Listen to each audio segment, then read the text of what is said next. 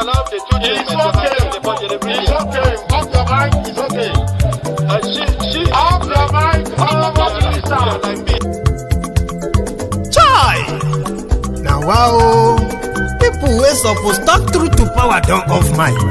And if we talk, now 500,000 they go summer us, call them hate speech. But fear not, Maiyegun don't come.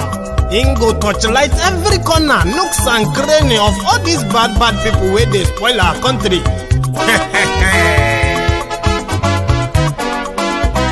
So my people make we loud, oh yo yo. Maiyegun don't come, oh yo yo. My people make we shout, oh yo yo. Maiyegun don't come, oh yo yo. Maiyegun don't come, man of the masses, oh yo yo. Maiyegun don't come, oh yo yo. Maiyegun diary politico, oh yo yo. Maiyegun don't come, oh yo yo. This one not the off in mind, oh yo yo. Maiyegun don't come, oh yo yo. And in the touchlight every corner, oh yo yo. Maiyegun don't come, oh yo yo. Okay, some people be they holla say they want the power. Chai, them be promise us say we go get light and power. Them hustle sote they can't get the power. But now they know they do anything with the power. Every day, dollar just they get the higher power over naira. See them talk say make we off mind, but thank God say Maiyegun don't come. So my people make you loud, oh yo yo. Maiyegun don't come, oh yo yo. My people make we shout, oh yo yo. Maiyegun don't come, oh yo yo. Maiyegun don't come, man of the masses, oh yo yo. Maiyegun don't come, oh yo yo. Maiyegun diary politico, oh yo yo. Maiyegun don't come, oh yo yo. This one not they off in mind, oh yo yo. Maiyegun don't come, oh yo yo. Person where they do evil, no one make person talk.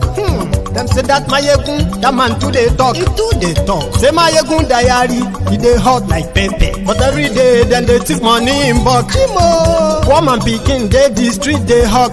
Still them talk say make we no talk. But thank God say Maiyegun don't come. So my people make you loud, oh yo yo. Maiyegun don't come, oh yo yo. My people make you shout, oh yo yo. Maiyegun don't come, oh yo yo. Maiyegun don't come, man of the masses, oh yo yo. Maiyegun don't come, oh yo yo. Maiyegun diary politico, oh yo yo. Maiyegun don't come, oh yo yo. This man not the off in mind, oh yo yo. Maiyegun don't come, oh yo yo.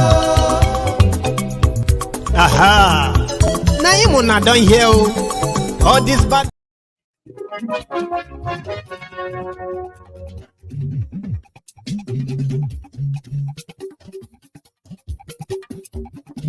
Maiyegun la wa mo dojojojo.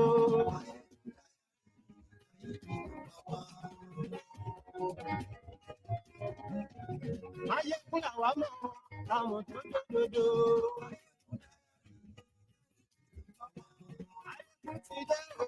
Ọ̀rẹ́ aráyé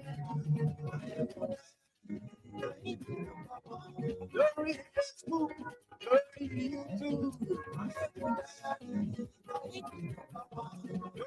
ṣe ń lọ ní Maiyegun dá wa sí. Àṣírí ọ̀jẹ̀lú kì í kó níbẹ̀ o. Hello there. Àní Maiyegun máa wí. Good morning to you, good afternoon to you, and good evening to you from wherever you are joining me from. It is brunch time with Maiyegun, and thank you for joining me. Please share the broadcast. Godfatherism kò sí lọ́rọ̀ Maiyegun.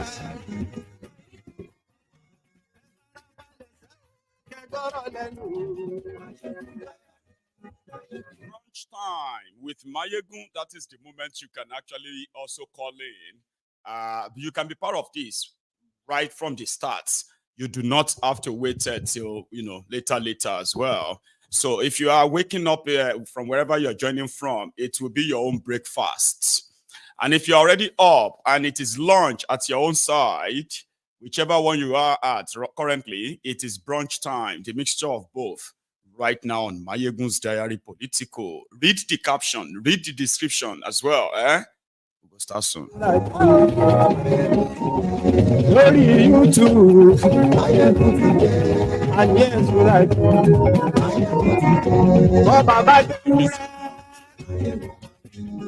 order to save the Nigerian naira, the Nigerian the Nigerian reps, House of Representatives, they have now made more, moves to arrest more Binance executives just to save the naira. You remember that? And here tonight, glory Facebook. And here tonight, YouTube. And here tonight, oh Baba and here tonight, DJ Badi here. And here tonight. It's actually opened, but let me get you into it. So we'll start it like the normal gists. Most of them will come back later. We'll come back here later to have detailed analysis of what it is. Today, the Nigerian naira continue to take its downward spiral. I uploaded an image, and it is what do you call it? Noodles. What do you call that big pack? That big pack of noodles, right? I uploaded that on Maiyegun's Diary Politico this morning, and it was because I saw it on Twitter. So I decided to take it to my Facebook and ask people: is it true that for you to eat two big packs of noodles, each of them cost you about 500 naira, 550, 600 naira? And I was shocked, because at least this is not like the ancient time, okay? When I was still in Nigeria, I remember paying 25 pounds, 30 pounds, 25 naira, 30 naira for that super pack. I remember when some started selling it for 50 naira for that big super pack. Is that not what you call a super pack? I remember when I used to buy that same egg, one egg in Nigeria, where you buy an egg, 10 naira, 15 naira. I remember when we used to buy, what do we call that, buns and egg, Scotch egg, where they have to put a whole egg inside buns. I remember when we used to buy that for 20 naira. Then it became 25 naira. Then it became 30 naira. And we were complaining that, how much is egg? That if you take out the entire puff, the buns, out of the egg. So if you take the egg out of the buns, what is left? Shana, this one you go concept for me for 20 naira. Some people were like, well, not some anyway, the regular abobakus.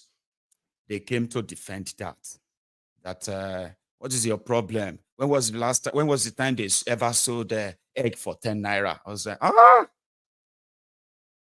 some of you, the Indomie generation that can no longer afford Indomie, some of you can be forgiven.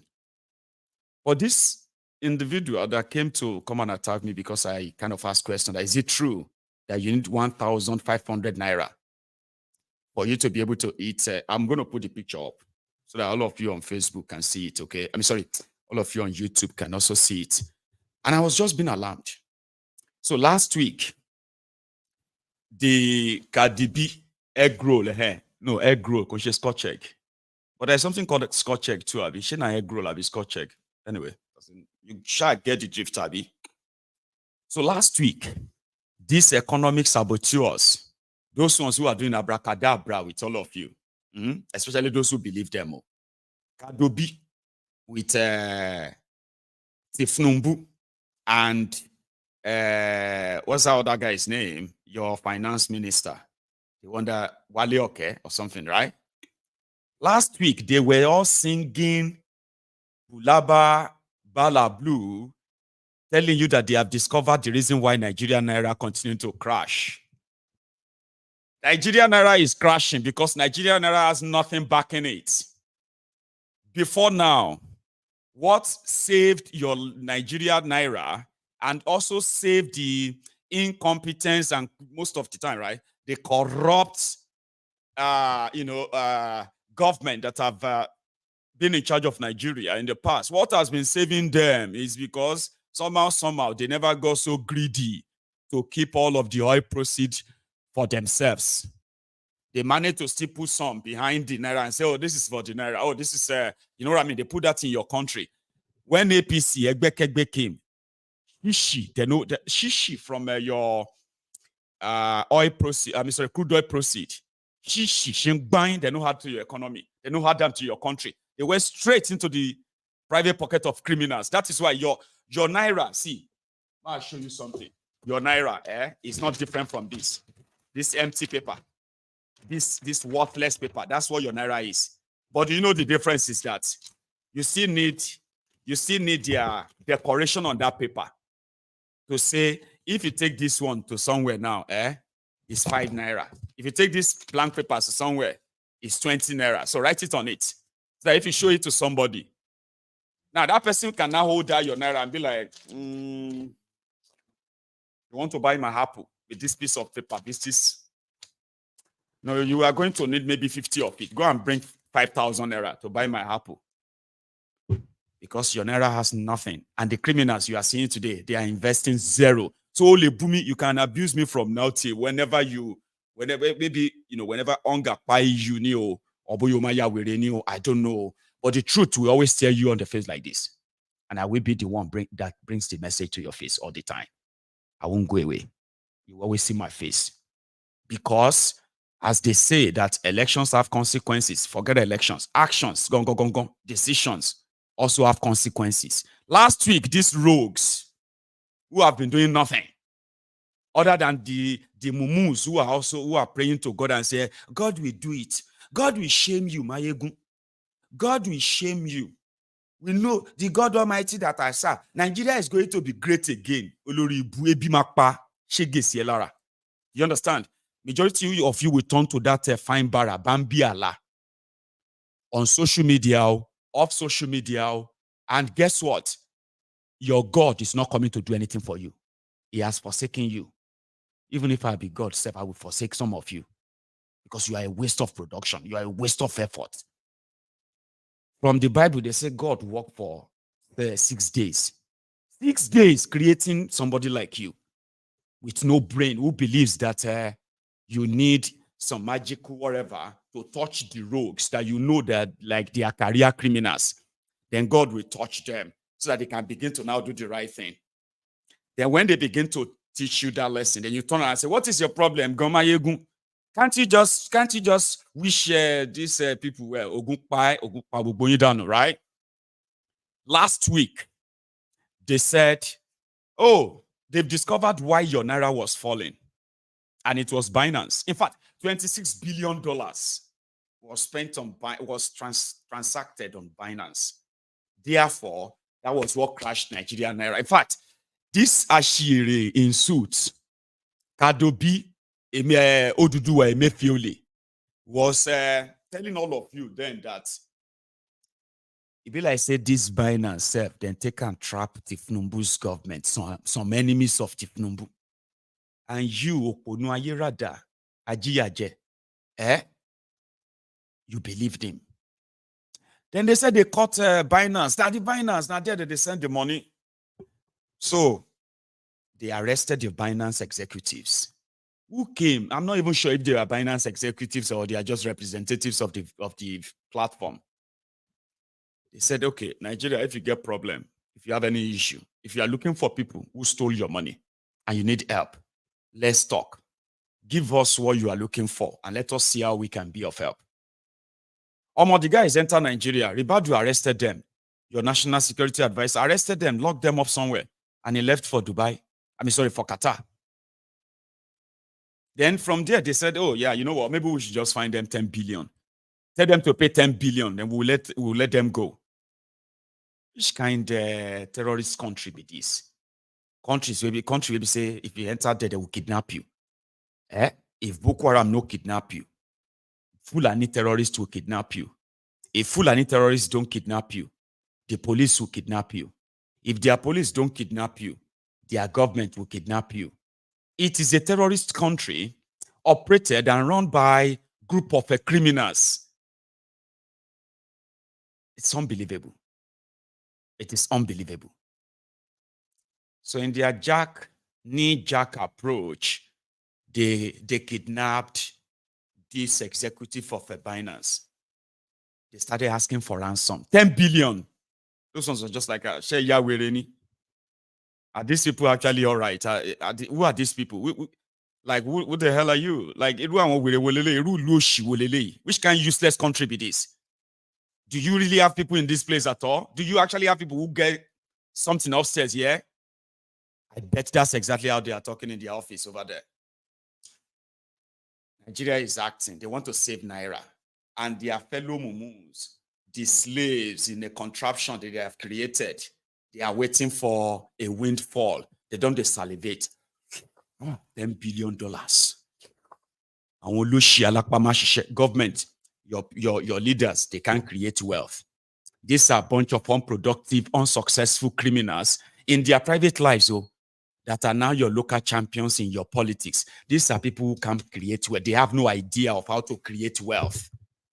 All they know is how to take it, pick your pocket, steal it, and then what do they do with it? Buy themselves automobiles, buy themselves, houses, buy themselves all these useless luxury things. Most of them that they do not actually need. Is that not what they do with your money? So they don't salivate $10 billion. Yes. India find them 4 billion. UK find them 1 billion. America find them 4 billion. Nigeria 10 billion. They were not interested, and they are still not interested in that your economy. They are not interested in you keeping that your business. They are not interested in you keeping that your job. Their job is not to ensure that your currency has real value so that you can actually have a real life. They are not interested in all of that. They know that some of you are enjoying the show. Then let's give it to them. 10 billion core. 10 billion. Now, the House of Representatives, they said they have investigated. Wow. That country is the joke, man. Like, if you not the reason I'm sure you get. The House of Representatives in Nigeria said they have investigated Binance. And they found out that Binance is guilty of destroying Nigeria economy. They discovered that 26 billion they traded on Binance is from Nigeria and it's Nigerian stolen money. Abba. No vex. Do I need to re-explain what Binance means to some of you? Abi, might just continue. Because part of the problem of Nigeria is the fact that some of you believe that you are educated. Meanwhile, you are completely miseducated. Majority of us we were miseducated. Wetin they call education. That is what one true emperor called cram and pour. Yeah, something like cram and pour. The education you think you have in Nigeria is adulterated education. Poor education. Miseducation is actually the word. And that is why you will see people who look like they are educated. And you'll be praying to God, please, God, don't let him open his mouth. Oh my God, don't let her open her mouth. Oh my God, please take control. Because once they open their mouth, Baba, all disappointments will be flooding in and say, I thought they said this person is educated. How many of them have you seen? It's because what they call education in Nigeria is totally miseducation. Just know how to read and write. They can't think. Critical thinking is no, that's too much. And that is why you will see educated person they cannot engage in real conversation. Any small conversation that requires critical thinking before you speak, they will begin to put together conjectures, superstitious, and hearsays, things they have heard and believe so strongly, not because in their own line of education it's true, no. And if they want to finish you, you will see educated Nigerians, educated though, some of them with PhD, simple conversation, they will tell you, oh, see, my brother, only God knows this, only God understands, only God can come and help us. Educated people. And that is why nobody is really proud of some of you who claim to be educated Nigerians. You are the most dangerous slaves. Do you understand that? Then you can't get education, Nigeria education. You can't get Nigeria religion. Like, can't they follow Nigerian God? And they are most of the people you see everywhere. They can't think. They can't reason. It's too much. Because they were raised just to read and pour, cram and pour. And that is why you see the giant of Africa that cannot construct, that cannot assemble local engineers that can actually construct standard international roads, standard bridges. I'm talking about infrastructures that actually outlive every one of us. But yes, you have engineers, Nigerian University churning out engineers all the time. Nigerian University churning out scientists all the time. Scientists that discovers almost nothing that is beneficial to anybody. Economists, economic saboteurs who paraded themselves as accountants, economists. Do you know who you are talking to? I'm an icon shattered accountant. Olenio, that shattered nonsense. At the end of the day, none of it actually contributes to anything. Then you can say this is a real Nigerian thing. That's Nigerian thing. Oh, that's Nigerian thing. Nothing is original. Everything is a chance, opportunity for criminals, unpatriotic criminals. Do you get that now? So yes, the House of Representatives now felt like they said they have done an investigation and they have discovered that it is true. How can Binance have access to $26 billion? Yet the Central Bank of Nigeria that is selling the crude oil, collecting the taxes, selling crude oil for Nigeria and other natural or mineral resources that they are exploiting or, from Nigeria, that bank didn't even see $1 billion in the same year that we are talking about, except the money they were borrowed. And yet they are parading themselves in big suits, speaking big grammar. And you, Mumus, Oponus, you are there. Okay. You say, that one is a liar. Maiyegun, what do you know? What is your problem? You, this Maiyegun, what is your problem? Do you know more than the people who are inside? Do you know more than the NNPC chairman? Do you know more than the, said, I don't see. You have made their job easier. Some of you, you are born stupid, okay? Because some of your parents are also like that too. Then you are born stupid and foolish. Then you are also born into a system that is socially conditioned you to be reasoning that way. So sometimes people should see some of you and look at you with pity. But at the same time, you don't deserve anybody's pity. Because in this day and time, anybody will talk saying no wetin they go on. You can say that person is deliberately living in denial. So you can't pretend that you don't know what is going on, except if you are looking for who to blame. How many of you remember when this madman said, if the Nigerian Port Harcourt refinery is not working by January 2024, the House of Representatives should hold him responsible? Do you remember this? Talking about our refineries, it is a very, for us, it is, I don't want to call it a shame, but we are rising to that challenge, and I can confirm to you, right, Honorable Speaker, that by the end of December latest, we will start the Port Harcourt refinery. Early in the first quarter of 2023-2024, we will start the Warri refinery, And also, by the end of 2024, Kaduna Refinery will come into operation. This is the commitment that we are giving, and you can hold us accountable on this. And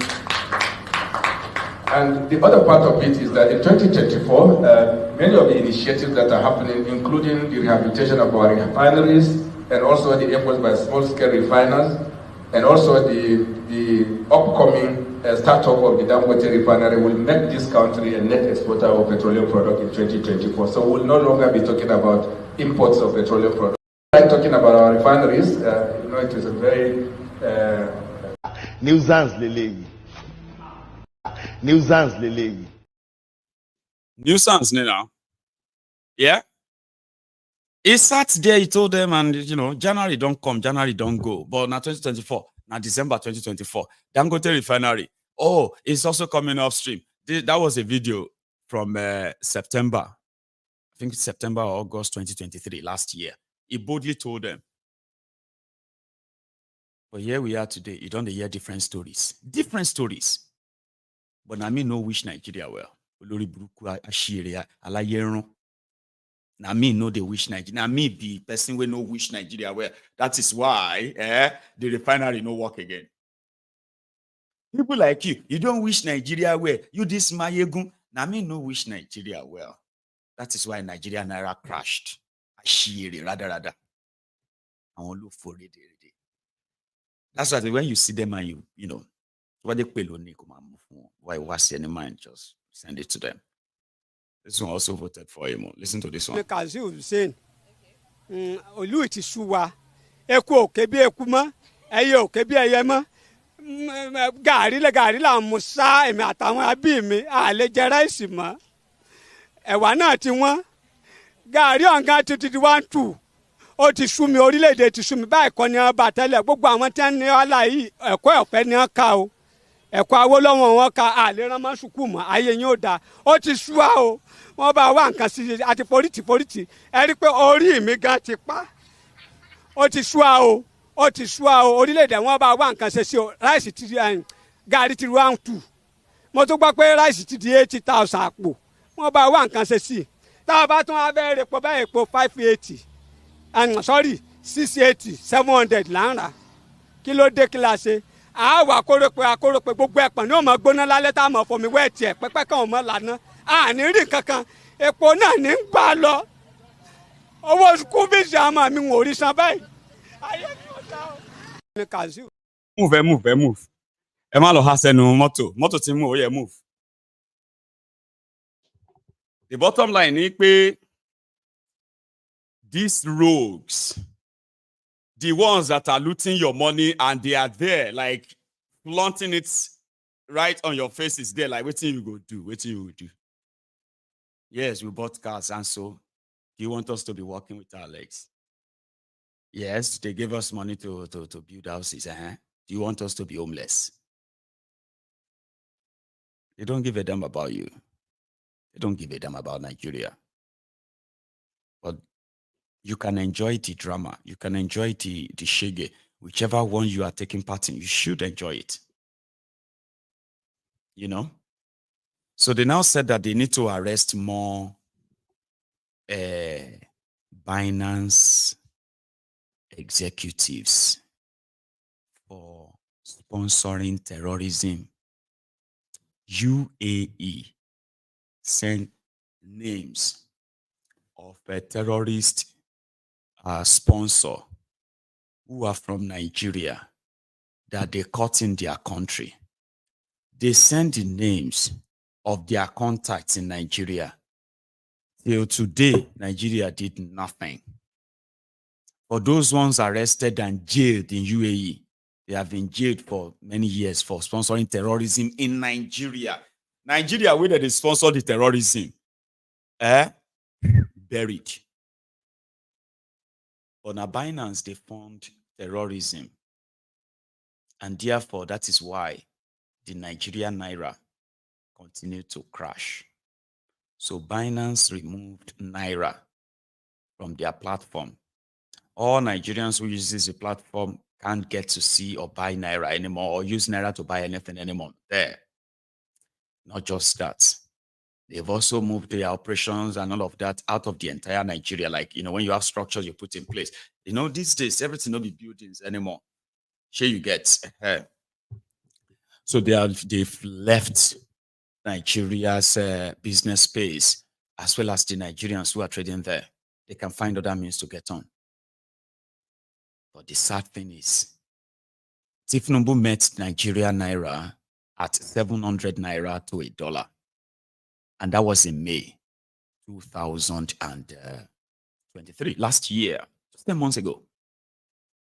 And within 5 months, Tifnumbu took it to over 1,000 naira to $1. And within 6 months, Tifnumbu's criminal regime, they have doubled the Nigeria exchange rate to $1. It was over 1,400. As of today, it is over 1,600, nearly 1,700 naira to $1. Pound sterling is back to over 2,000 naira at this hour. Beg. Now, who they go blame next now? Now, who they go need to arrest next? Because they need to arrest people. If they don't arrest people soon, this old dollar naira, it may enter 2,500 naira to $1, even before May 29. May 29, before 1 year in office. Nigeria naira will enter 2,500 naira to $1. They better arrest more people now.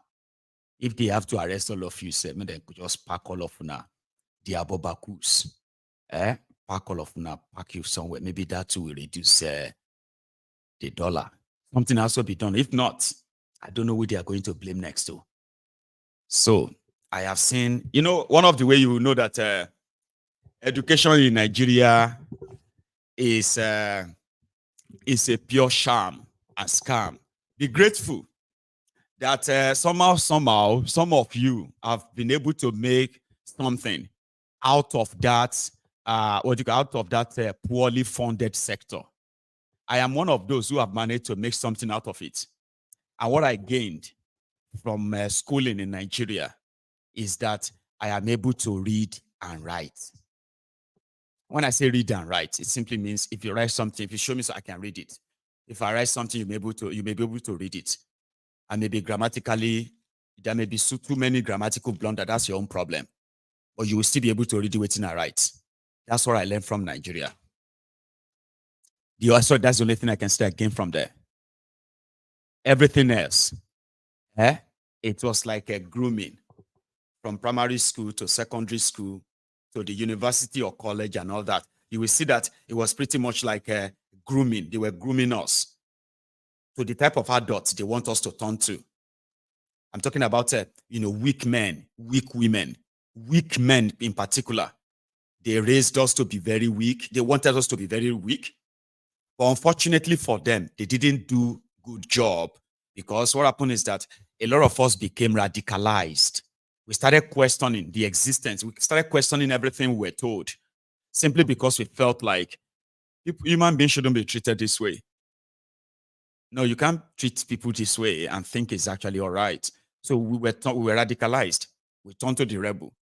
But did their work, did their scheme work? It worked. Go and look at some of these old people in their 30s, in their 40s today. You will see them, they'll say they are educated. This one is he graduated from this, he graduated from that. Useless. Most of them are really useless. If you sit with some of them and you start hearing how they reason, when it comes to the economy that they live in, when it comes to governance that actually really affects their lives, you realize that they were not educated enough to understand the implication of all of these things, including their own decisions that can indirectly also affect and destroy them. They have no idea. And you think that's an accident. No, they didn't teach us to be like that. And that is why you will see educated people, supposedly school professors, citadel, people from the citadel of learning, professors, they will be rigging elections for criminals. Some of them will not go school. Some of them that actually were dropped out of schools, forged their certificate, everything. You will see professors rigging election for them, only for the criminals to get in and then steal the pension of the professor. Professor will begin to protest that the criminal he rigged the election for is not paying his pension, is not paying his salary, is not paying him enough. Economy is hard. An educated professor will become a beggar due to his, what would you say? How can you now describe the education, the type of education that a professor had, to the point that he is not critically sensible enough that he is destroying himself when he rig criminals into power to rule over him. He is indirectly destroying himself. If he's educated enough, do you think he will do it? Do you think anybody who is educated enough will do that to himself or do that to people? That's why the education you have in Nigeria is just indoctrination. They indoctrinate us, prepare us. Or now, we are, all this fear that they put in us. The police will just kill you. A lot of us, because they say police will kill us if we fight government. Some of us felt like, okay, I don't want police to kill me. I'll just go and join police. I'll be the one killing people, so that government can send me to kill people. He's not there. He's not educated enough to know that as a policeman, he was to protect those people, not the politician. But he is groomed from childhood. You were groomed to believe that if you join the military, soldiers not going to beat you. If you join the police, your family members will know that they have a policeman in the family. Nobody will harass them. And when we were groomed that way, they said they were educating us. They were indoctrinating us to become sissies, to become lily-livered cowards, to become superstitious people. People that just, you don't know what will happen. You don't know, all mouth. Because everyone believes that somebody somewhere must have more grace than these criminals that will just do it for us. Because we're groomed that way. There are some of us who choose not to anymore. Do you understand that now? So education, I was talking about education, right? The reason why I had to take you through all of that is that I have seen supposed educated people who are saying, because dollar is increasing now. Is that the reason why Mommy Amino has increased the vegetable price? Mommy Amino, that we all know that our vegetable farm is at the back of our house. So because dollar don't increase now, she don't sell expensive vegetable. Educated person is saying that he's angry. That Mommy Amino, that is not as educated as him, is economically educated. Is more intelligent than these useless young people who claim to be educated, who have no understanding of the economic, how economy actually really work. In the simplest form, but Mama Amino we no go school. He knows that if she doesn't increase the price of that vegetable, she won't be able to pay for that cup of gari for her children. Okay? She won't be able to pay for the oil. She won't be able to pay for this or that to feed her own children. He knows that to feed her own children, they're not going to eat raw vegetable. Some people need vegetable, right? The money will come from that vegetable money.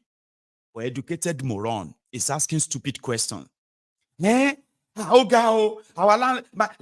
landlord that built his house 20 years ago is increasing the rent. He said it's because of dollar has increased. It's because the price of cement has increased. What's it concern my landlord with the price of cement? Dumbo, stupid moron. And they are mostly the loudest. Your landlord, we actually will go back. Whenever your landlord wants to pay the school fees of his own children, he will just have to use the price of cement. What was the price of cement when he built his house 20 years ago? He just go back there and say, well, you know what? Price of cement was just 300 naira per bag. Even though the price of cement today is about 10,000 to 15,000 naira per bag, yeah? Now, if he wants to, he will just say, I built my house 20 years ago. You cannot increase the school fees of my own child. Leave my child out of all this economy school increase, okay? And these are the people we have everywhere. The same useless, miseducated, misled, and all of this, right? Young people who have also grown old. You see, when I told you that if anybody come and say, hey, you need to respect elderly people. Don't they respect any stupid elderly nonsense? So So are you saying that all these abobakus, all these Agbadori and debat idiots, debat starts, so if they grow old now, you go the what? You go to respect them and say, because Abi, I don't think so. Because foolish people also grow old. Don't let anybody use old age and all of that to deceive you, okay? Foolish people, stupid people, they also grow old. Your landlord is also going to buy the same bag of rice for how much? 80,000 naira. Your landlord is going to maintain that same house. They are not going to give him the price of 20 years ago. You know that? But they still have to break it down. But people are so cold-hearted. You see some of these criminal politicians, they will be advising marketers. Say, you need to reduce the price of your goods. Things are very tough for our people. We need to reduce this or that. Educate the people. Someone like this, a thief. No. We must all do what we need to do in our respective rights and join hands with our indefatigable president in repositioning this country and our economy. The president has only been in office for 9 months. It will take more than 9 months to repair a country that has suffered systemic decay for so many years. We know what the president did when he was in Lagos. We know he's a man that has the experience, that has the magic wand. But we must all be patient. We know that as Nigerians, we are the most impatient people on the universe. But this time, we know that if we want to see progress, we must be able to go through a period of pain. And by the grace of God, I can see light at the end of the tunnel. God bless Ogun State. God bless Nigeria. God bless our mother. Nuisance Lele. Nuisance Lele. Friends, I don't know how to describe how I kind of feel listening to these blasphemous criminals. Like you hear something like, by the grace of God. By the grace of God. Oh, you can't expect somebody to change anything in 10 months for a country that has been so long time of decay. Now, Bokwari did 8 years. Now, Bokwari just handed over to you. And it is the same thing they are going to tell you. By the time Tifnumbu is done with you, right? The next person they are going to force on you in your charade election as usual, right? That person is also going to tell you that is meeting a country that has been right? And the saddest part is that these people who were telling you that Bokwari was fixing Nigeria, Bokwari was doing a great job, Bokwari was blah, blah, blah, blah. Now the same guys are the one now telling you that, why are you so impatient? Tifnumbu is trying to make everything better. Tifnumbu is rebuilding. And then the same people, the same people will tell you about the other person again. For those of you that by the way, right? But at the end of the day, you will still see the same people who told you to be patient with Bokwari, telling you to be patient with Tifnumbu. They will tell you to be patient with the shitty man or El Rufaya. My brother, 16 years of your life. I'm gonna let me go. I don't like you. Let me go. Anyone do better me, like, I'm grateful I'm kind of grateful for the way my life had turned out. Okay. I know that people like me will say we may not be where we want to be yet, but we are grateful to God that we are not where we used to be. And also, we don't look like what we have been through.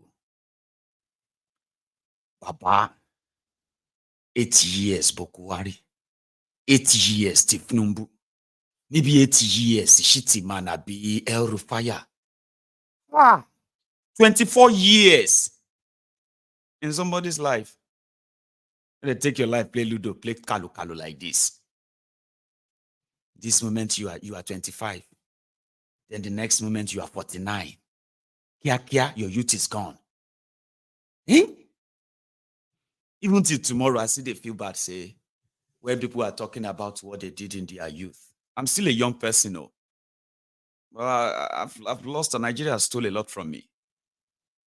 You know what I mean? Like, I didn't have that memorable kind of fun feel, whatever, like special one of a younger, a young boy.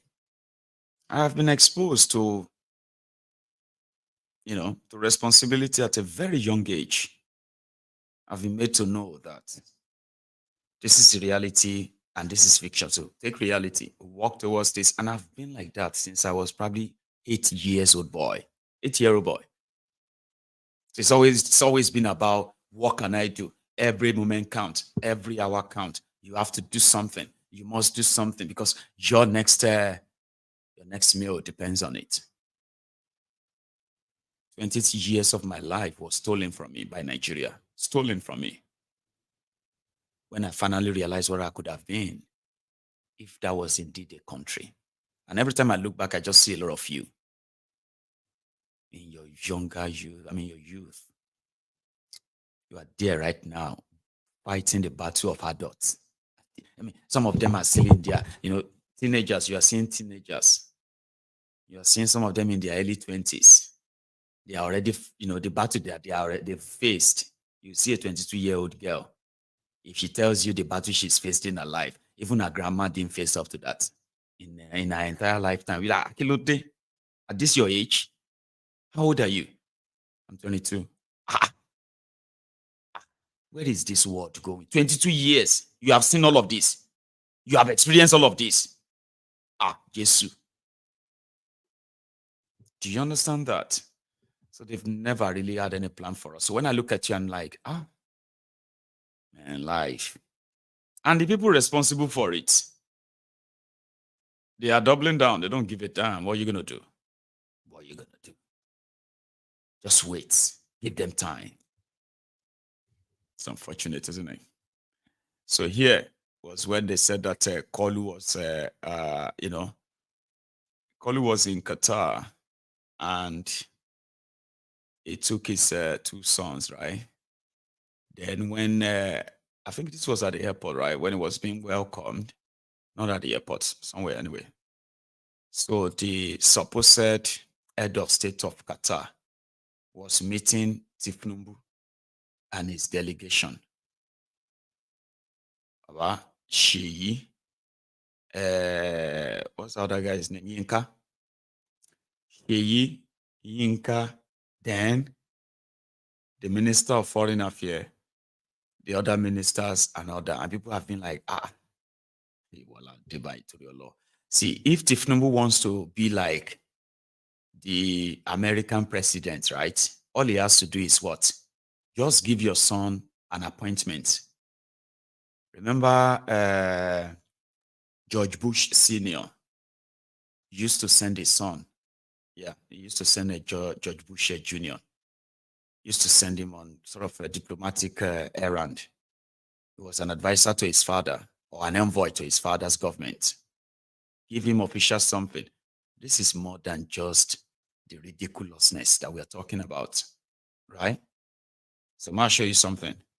Maybe you can help me and tell me what role are these guys playing?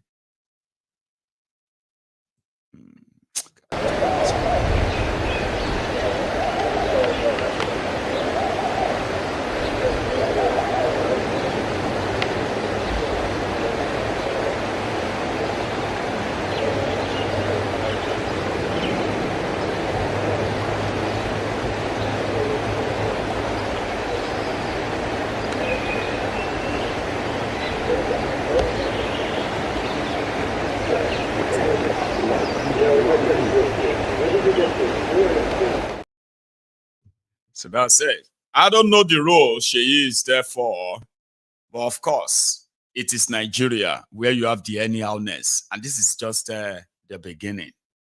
Everything you see right now, everything you are experiencing right now, I, Maiyegun General, would like to remind you, this are just beginning of what you are still going to experience. You better brace up. And when you go back to Nigeria, of course, the same show. Yeah.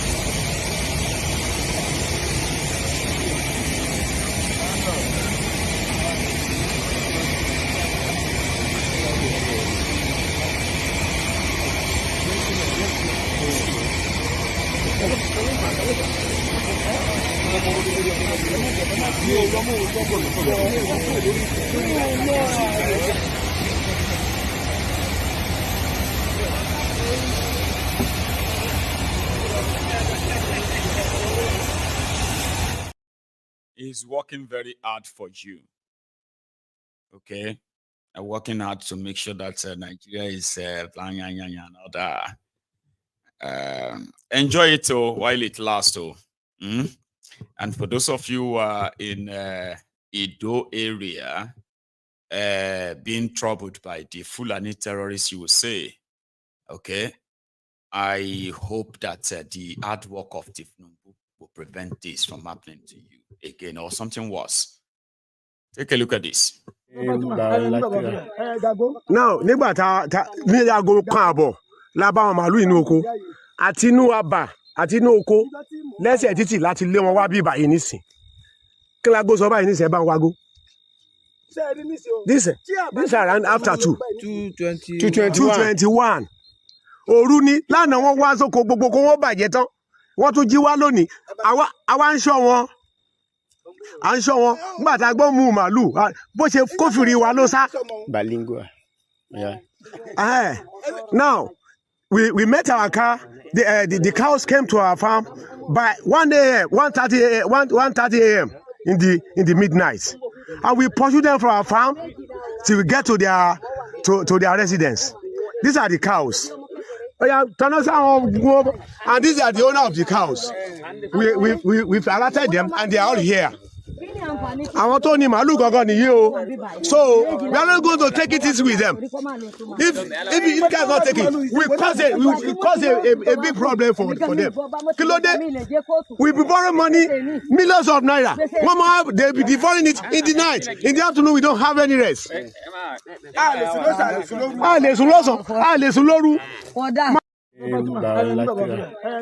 Now, that's reality. Thank God those ones no get gun, Abby. Because if they get guns, see that man where they do bilingual, he go down run like hundreds of kilometers away from his farm before he can even tell you what is pursuing him. But that is what our people have faced every now and then. And when he said they got to the residence of the cow owners, I was like, so they've got residents there, right? Okay. So that's a good start then, which means that when they destroy your farms, you have people to hold responsible. But that is even another headache too. That you found them doesn't mean that you're going to ever, by any means, recover your losses. So people are borrowing money to start farms, and then, cows are destroying them deliberately, and they have no one to go to. In most cases, it leads to more where Fulani stun guns on our people, and they kill them for resisting their cows from grazing on their farms. So I just wanted you to see that this morning on the afternoon you watch from. So yes, like I put it the other time, I'm going to make this open line as well. It is the brunch time with Maiyegun. I've given you some of the highlights of a few things that are happening.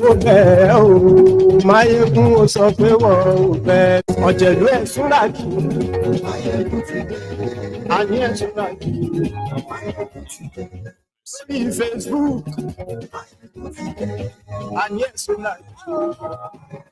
Only you too. And yes, you like it. Oh, Baba, and yes, you like it. You do it, yeah. And yes, you like it. Press the over with you. And yes, you like it.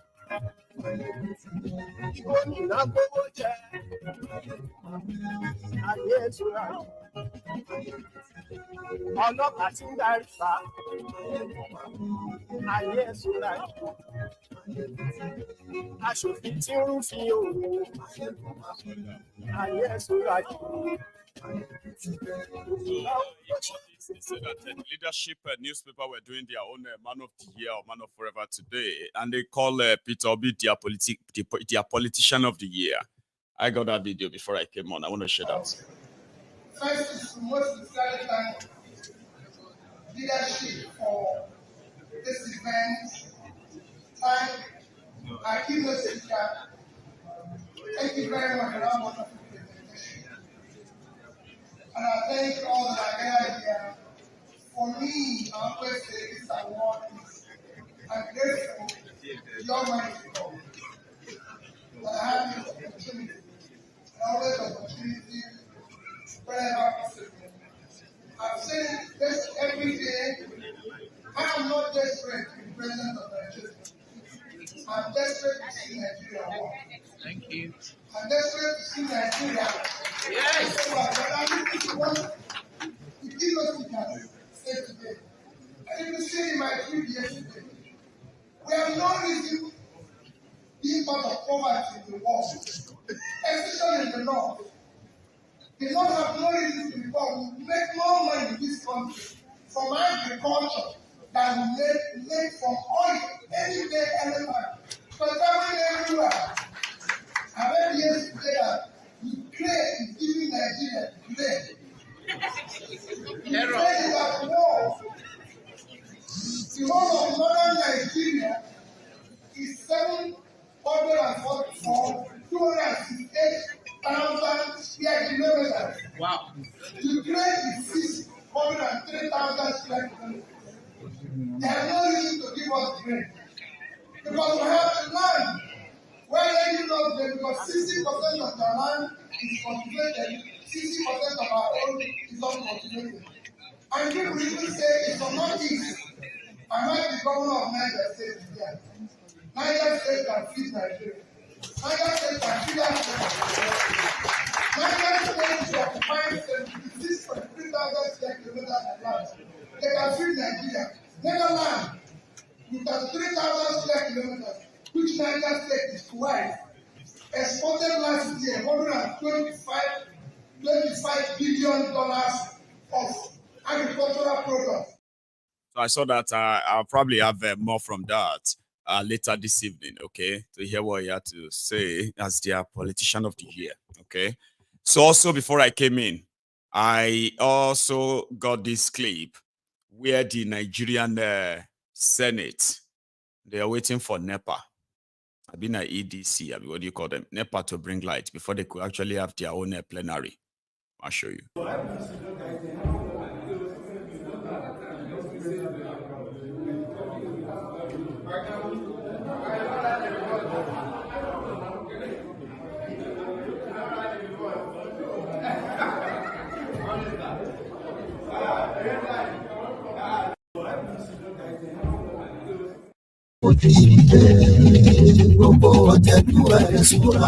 Thank you so much. Ladies and gentlemen, I have this one or two callers who were supposed to be on the line. That may be a sign, okay, because something also just popped up right now that I really need to undo. So we won't take calls this afternoon. I was trying to see if I could skip it. If it's not flooding in, then we can just move it. But let's say, so when you call in, right? When I pick your call, sometimes you just need to wait there for just a few seconds. Okay, don't, except if you're just trying me out. So let's try this. Hello there. Hello, is this Maiyegun? Hello, sir. I was about to give an excuse and run away because there's something I could easily just use that as an excuse, but your call was there blinking. Baba, how are you?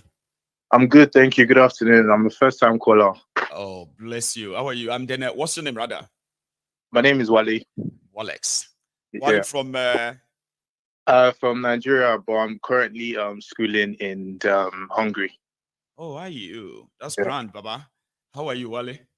I'm good. I'm first-time caller. I'm under 25. I just wanted to say, like, I've watched you for 3 years, like back every day. Like, I've introduced you to my parents, everyone.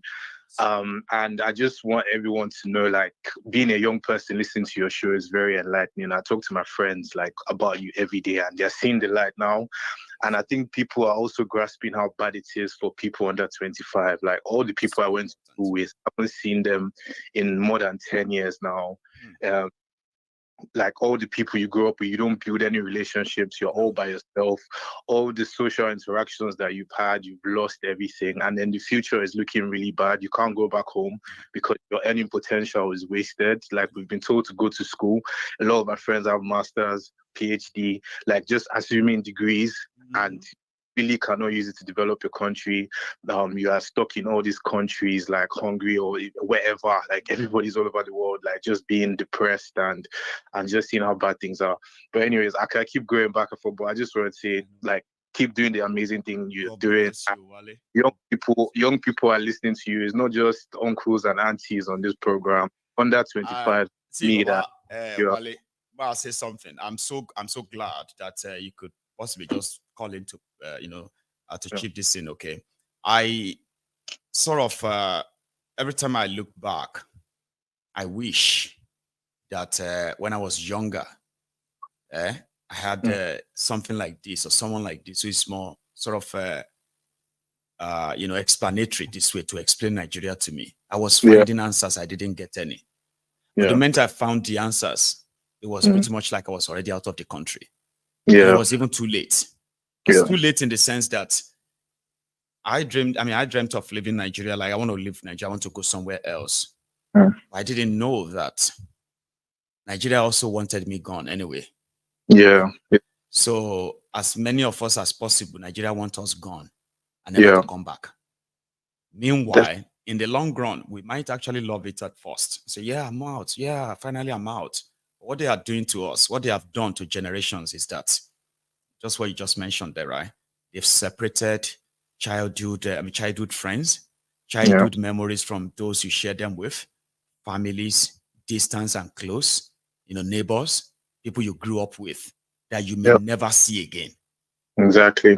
There are people who have left Nigeria. When I left Nigeria, my mom died. And so my dad died. My mom died. I wasn't there. So until when my mom died, and I was like, whatever it's going to be like, I have to see to a burial. Many, many people who have lost so many loved ones, right? But for one reason or the other, they can't be there. They can't share that grief. They can't share that, success. They can't share that laughter. They can't share all those things that actually like makes memory for us. So we just have to live with what the world has sort of offered us, because Nigeria couldn't offer us. So take what we offer you. Loneliness, cold, all this harsh stuff here and there that we have to weather and endure and still make the best out of it for ourselves. So they do not know.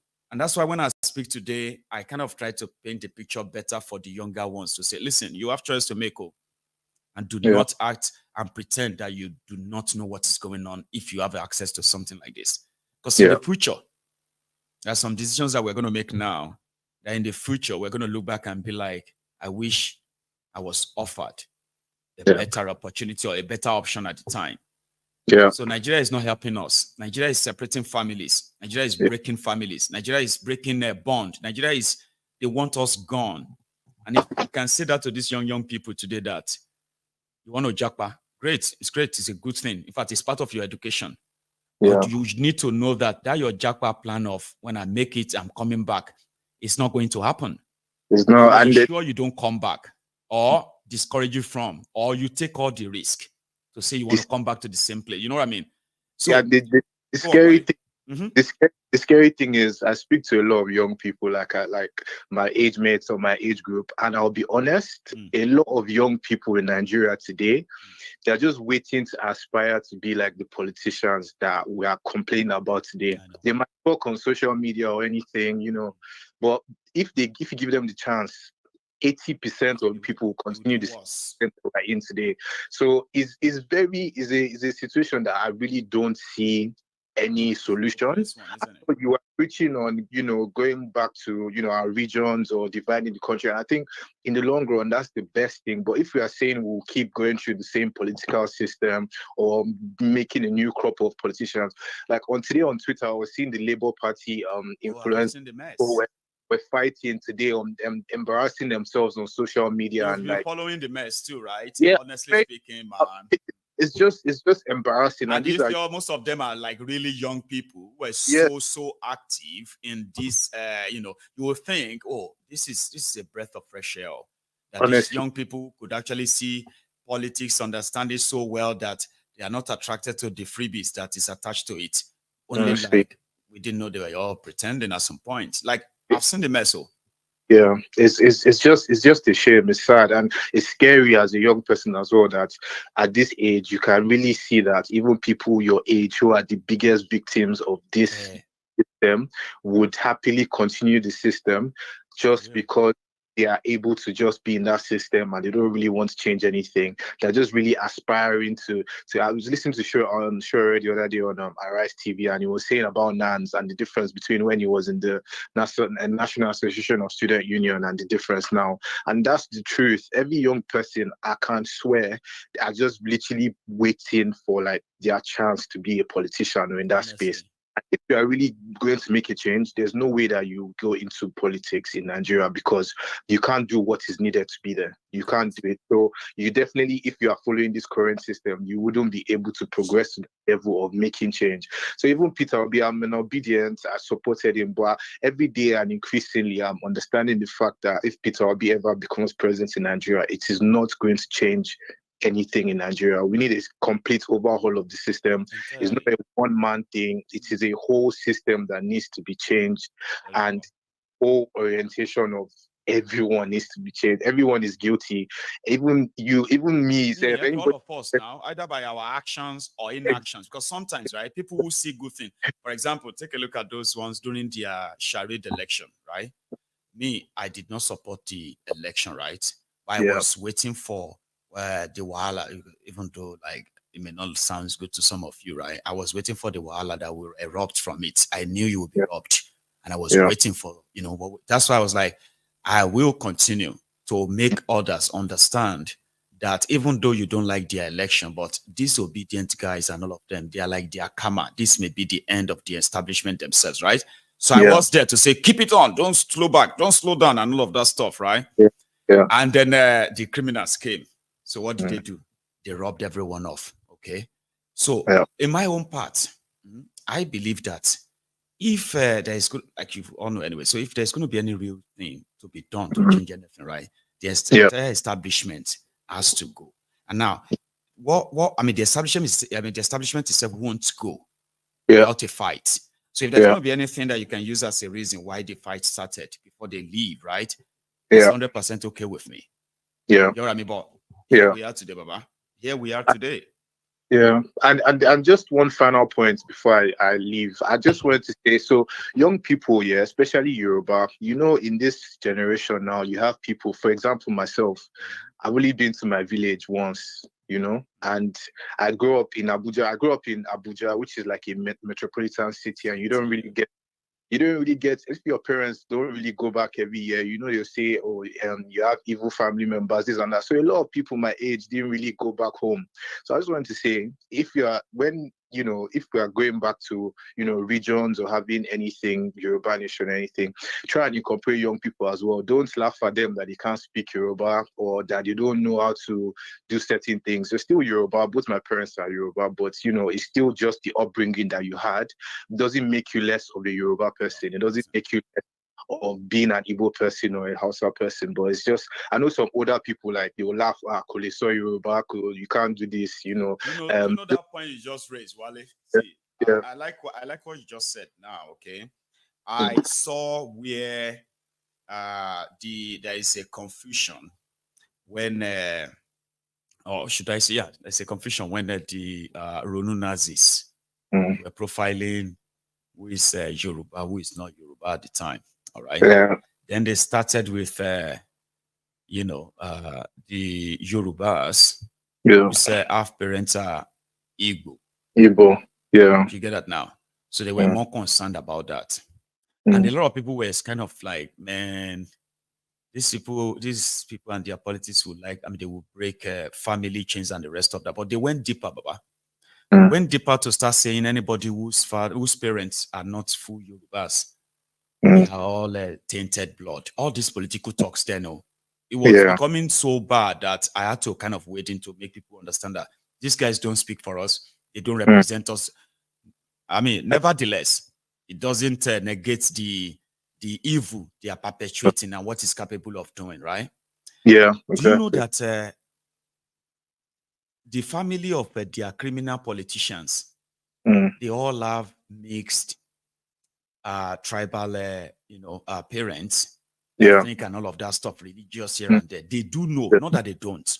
Yeah. So one time I was now seeing some people were like saying, these are the Agbadorians now, Wale. They were saying, in Yoruba land now, anybody who wants to lead them must never, anybody who wants to lead anyone in Yoruba land must never be married to anyone, to non-Yoruba. They didn't even say Igbo. They said, wait, now they said, if you are a Yoruba, you must marry Yoruba if you want to become anything in Yoruba land.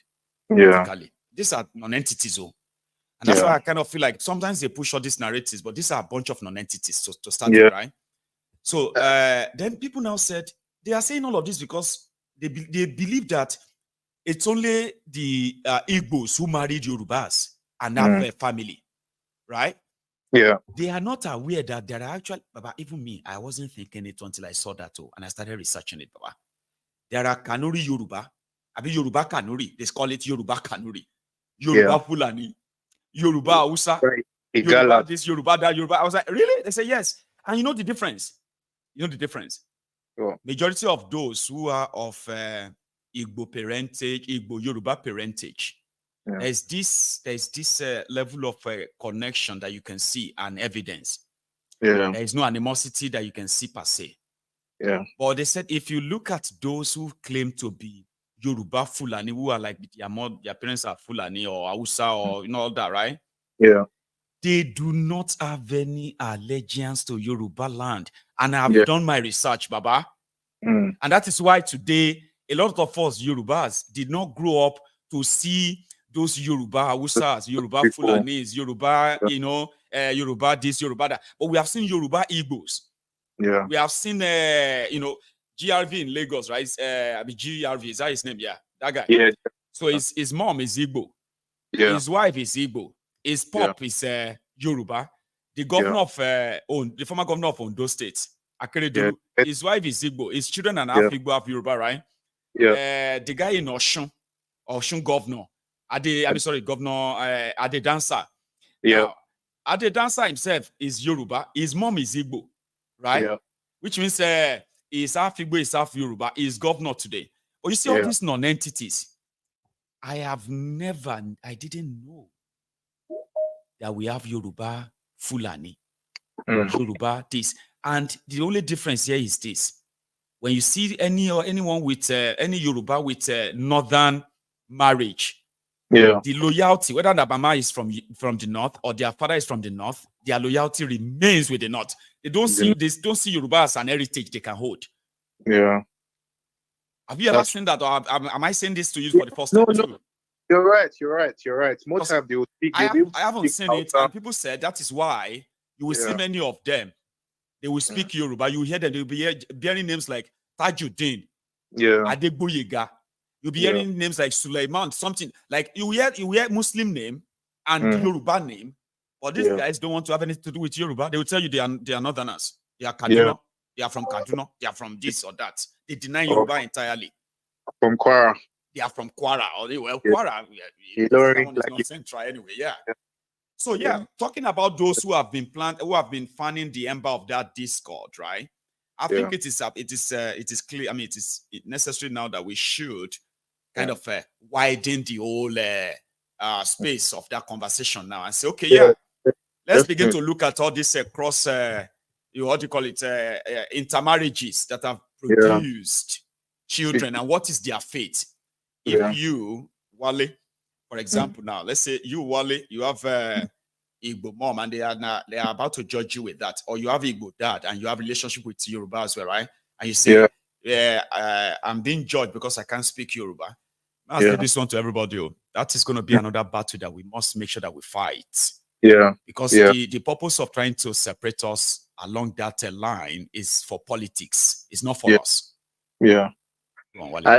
And even with the whole Japa, the number of fully, let's say both your parents are in Yoruba, the amount of young people that might not be able to speak the language or understand the Yoruba culture deeply, but they are still Yoruba. That doesn't stop them from being Yoruba. So these are the kind of things you have to, take into account. There are a lot of people in America, in the UK, their kids cannot, even on this channel, I know for them, their kids can maybe not even speak the Yoruba language or the Igbo language, but that doesn't stop them from being where they are from. So I think that's a conversation, and because it's typically older people. Me, my Yoruba is not the best. Sometimes when I'll try to speak it among older Yoruba, people will be laughing at me, say you speak in Igbo like you are a foreigner and stuff like that. And to young people, that's not encouraging. If I make a mistake, you should encourage me on what to say, how to say it better, and stuff like that. So it's just my point. I need to go. Thank you very much for this. Thanks so much, Wale. You did well. Thank you very much. And I'm going to actually continue the chat from where you just stopped there. Okay. Thank you so much. And take it easy, bro. Okay, bye. Yes, man. Yeah. So that is Wale there from Hungary joining us. That conversation is part of what I actually wanted to bring up today, saying those of you who are easy to call people, because of this your politics in Nigeria, right? When we were growing up, okay, not just when I'm growing up, it's always been like that historically, right? When they tell you that when you go abroad, and they pray for you that when you go abroad, it's like going to the farm. So when you come back from abroad, right? So you are expected to bring back all the goodies, all the stuff you've made from the farm. So they will say, we pray that you bring all the goodies back home. So if you are going back home and you're going back home with a wife, to them it is like you are even more established wherever you are. So if you are bringing a wife from another culture, to them, you are introducing that family and the culture, your culture, to another culture on them. So which means you are expanding the, the horizon of the family. It's always a good thing. But these days, the Agbadorians, the Omuali, Jatis, who destroyed Yoruba land, turned our people to beggars, turned our people to paupers. They are promoting their political division and they are not thinking. A lot of you are joining them. Some of you, your children are married to another people from another culture.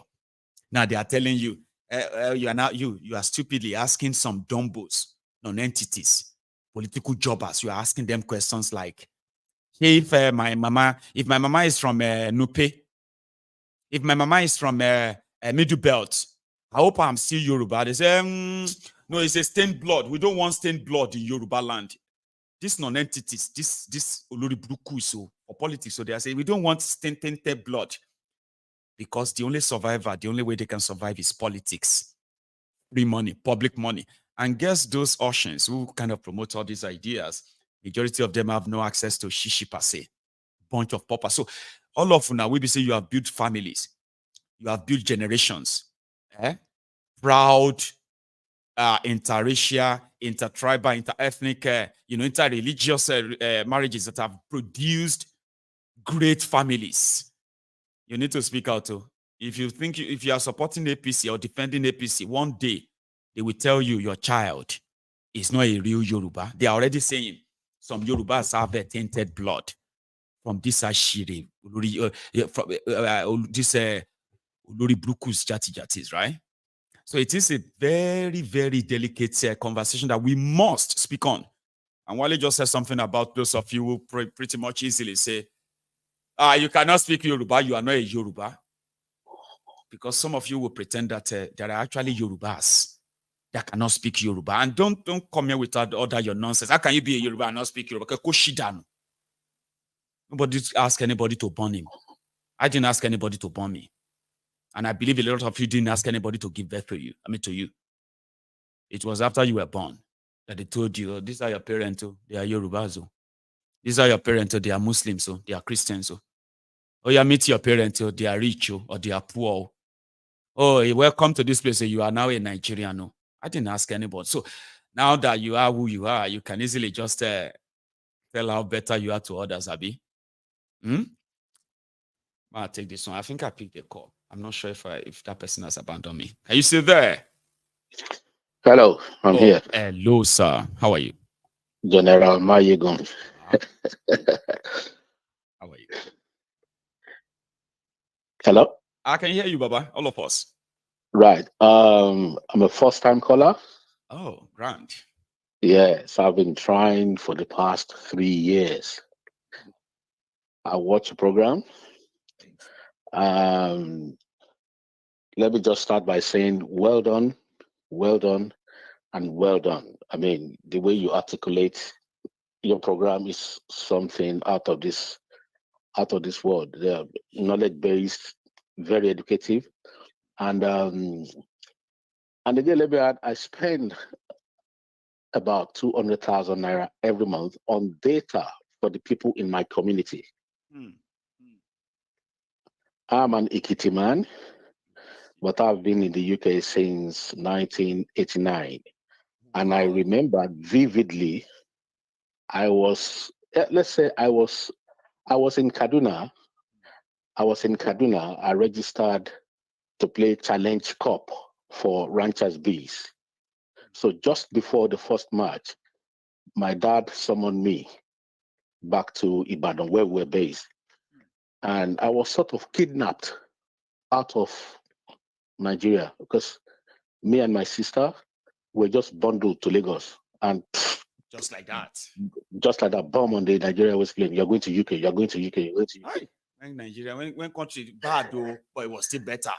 When you didn't have to go for interview to get visa, all of that. All you have to do is just buy your ticket. Get your buyer. Go on. I remember the ticket. They bought the ticket at Ikeja, Nigeria Airways, for 2,001 naira. Wow.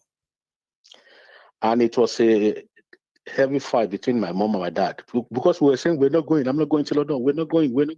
What do you mean you're not going? You're going. So they bundled us. My dad was a military. He was retired then. But never interested in politics. So if I mention his name, people might know his name. Buy a London ticket for his 2K. It's right. Yeah, it's a top. It's a high-ranking officer, but never interested in politics. So it's not known. High-ranking officer from Ekiti. And so we arrived there, and 3 months later, he came to visit us, and his explanation was that Nigeria is going down. And we're thinking, is there going to be a coup? He said, no, not about coup. He said, the way you can study things that, listen, the earlier the better. You guys are here. And fast forward to now. In hindsight, I thank him. We still thank him to today. That we're out. Thank you so much for that foresightedness. Yeah, thank you for that. And although ruined my football career, but then I guess something because I came here, entered to uni straight away, and by His grace, I myself, I'm a colonel in the British Army. That's what we're speaking. And thanks for all you do, as because every time I see a military officer here in the UK or in the US, I'm told to say thanks for all your service, because they say if we get to know what you do for us, right? It should be actually like, you know what I mean now, Baba? Yeah, I understand you. I understand you. So some points. I don't know why. Yeah, I don't know why this cattle rearing is a problem in Nigeria. I don't know why. Why would I like to walk with cows for hundreds of miles when I can just ranch? This ranch make your life easier. There's a lot of land. I can hear Obi saying the land mass in Niger State can feed the whole Africa. Why are they leaving their land to come to Yoruba land? They have enough bushes there. They can create ranch, or you can rear there. Just rear there. I mean, it doesn't mean you cannot sell your cow. We import things into Nigeria, don't we? Then we can import meat from you as well. You can still sell your meat. It's even more profitable for them to have ranches than roaming about. Because you can produce milk. No. If you are ranching, you can produce milk. Yes, now. So you make more money from this your cow. But we know it's not all about the cow. We know what they are coming from. Yeah. So then you now look at it that these are pre-planned arrangements. This thing about it's our land, and this and that and that. And I bet you they can never succeed. They can only try, sir. They can try. They can continue trying. I'm glad you come from the background of military, and you are a Yoruba man. Yeah. Full. So you have full knowledge of what we are talking about. You are from that background, okay? And when we say to people that the reason why you see Fulani in Yoruba land today, and then we are saying leave, don't leave or not, it's simply because Yoruba is still part of Nigeria. And the people who are representing Yorubas in that part of Nigeria today, they are part of the rots. When the true sons and daughters of Yoruba land are in charge, we won't beg Fulani to leave. Yeah. They will leave. They will leave. Even if Nigeria creates Ruga in Yoruba land, when the true sons and daughters of Yoruba land actually gain control, right? They will leave. They will. Oh, well, definitely. Some people might think it's impossible. I said, well, I'm not going to argue with you. Don't worry. But somebody like me believe that a time will come. All these rogues we see today, we shall see them no more. It is sooner rather than later. I can tell you. It is sooner rather than later. You understand me? It is sooner rather than later with all this. I think this, let me call it as you call it. This, see, that's the reason I don't mention in my name, so that I can talk anyhow. Go on, sir. So this, your Thief Nobu. Thief Nobu is the last straw. That's it. That's it. He's going to mess things up. Even if he has the kindest mind to do things. See the people around him. That's what we are saying now. Like, you see what? Thief Nobu doesn't have to be the one signing check to go and lift money. Just take a look at people around him. You have your answer. So from reports, the main reason Shetima, Rufai, all these people throw their weight behind Thief Nobu, and the game that Thief Nobu played with his health and speaking gibberish, they on this, okay, we can have another Yaradua good luck situation here. You understand me? We may have another Yaradua situation here. So let's support him. Flow with it, and the power don't forget Buhari did not throw his weight behind him. I know. At first, it was later during the campaign that I started. Because they don't understand this guy. We can just drag him out to come and campaign for himself, and he only went twice. He only appeared at Tinubu's campaign 2 times. This guy will be out of the country about himself. Blah blah blah. Shetima will be. That's what gave Shetima the courage to be given. He's the one that will handle security. Yeah, I will handle security. And I laughed and I said, look at this running mate. By ignorance, dividing duties. Dividing duties. He had, because he had the confidence that this man is not going to be in the country for long. He's not going to be around for long. And now I think is getting to a point where even Shetima is saying, because I don't know any other vice president that will say you can protest responsibly. You understand me? I know. How can he say that? He did. Well, he's getting to his own neck now, self. No DT. So I kid you not, he is just like Shatabandu. I'm telling you, that's the way. That's what they always make them to turn out to be, right? And he doesn't like it. He doesn't like it. Where I believe you, sir, right? On that of Tifnumbu is going to be the last stroke. It's going to break the camel's back, okay? Especially for the Yorubas, right? Yeah. You see, there are so many Yorubas, okay? Whether they voted for him or not, they actually felt like if Yoruba man is running for president, what's wrong? It should be a Yoruba man, of course. Yeah. Do you understand that now? Because indirectly they believe that there is no way that a Yoruba man will be worse than Buhari. Even those who don't like Tifnumbu. Some of them believe that it's impossible. Yoruba man can never be worse than this Buhari. So that, like you just said it now, some of them are now secretly, they're like, they're regretting. I'm telling you, they're regretting. Some to consolate themselves, to console themselves, they will say, it's just like Tinubu 20 years ago, he's a better one. You know, when Tinubu, if to say now, like 20 years ago now, he forbid, even 20 years ago, Tinubu is a criminal. Yeah. Sure you get. But today, sir, when he's done, and it's just less than a year, by the time he is done, when some of them will be so ashamed to even answer Yoruba, you know that type, when you be able to, when they will say, you know, is it not you, the Yoruba? Say, no, I'm not one of them.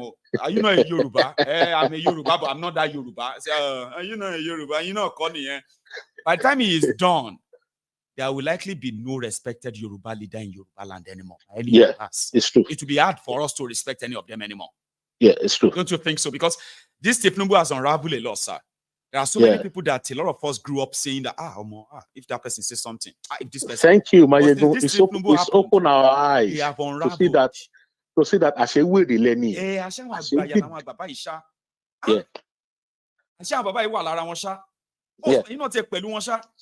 It's true. We are seeing all of that now. And there are those who are telling us, don't you need respect for Agbalagba, you know a Yoruba, shut up your mouth. I say, we should shut up our mouth. What are we going to tell our children? That if they grow up and become drug dealers, they can end up as president. You didn't tell us this when we're growing up. You warned us that if we dare get involved in all of this, you will disown us. Now, I feel like say we have to go dry route so that you can love us. It's true. It's unfortunate. It's true. It's true. Very, very true. And lastly, let me just comment on what will it be like if Obi was president. So they're gonna make life difficult for him. However, this Obi is gonna cut the hair out of government spending. That one is in control. He will cut this thing. I don't know what you don't want this guy to lead, but you like his ideas. And I can see some policies. I can see some policies they're bringing in. They're bringing his policies in, but the implementation is a problem for them. I know. Because they are not him. Tifnumbu is not Obi. Tifnumbu is not Obi. Tifnumbu is the garage boy. It's Agberu. He's used to all these things. Yes, now everything is about Obi is not that. Obi is not that. Obi is not that. And they're saying it's got experience. It's got the same experience as Tifnumbu. They're both 8 years governor. We know what Obi represents as a governor in his state. You understand me? They're different. So he can steal his policy, steal his idea, but the implementation will be a problem for him because number one, they're different. Number two, they have different people around them. So if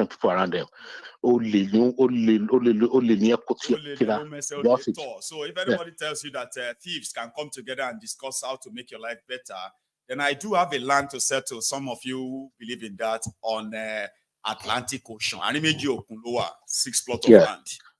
Get in touch. All right. Sir? Thanks for taking the call. I've got to go now. Thank you so much for finding me worthy to say hi to tonight. Today, sir. God bless you. Okay. Thank you. Bye-bye. Sir.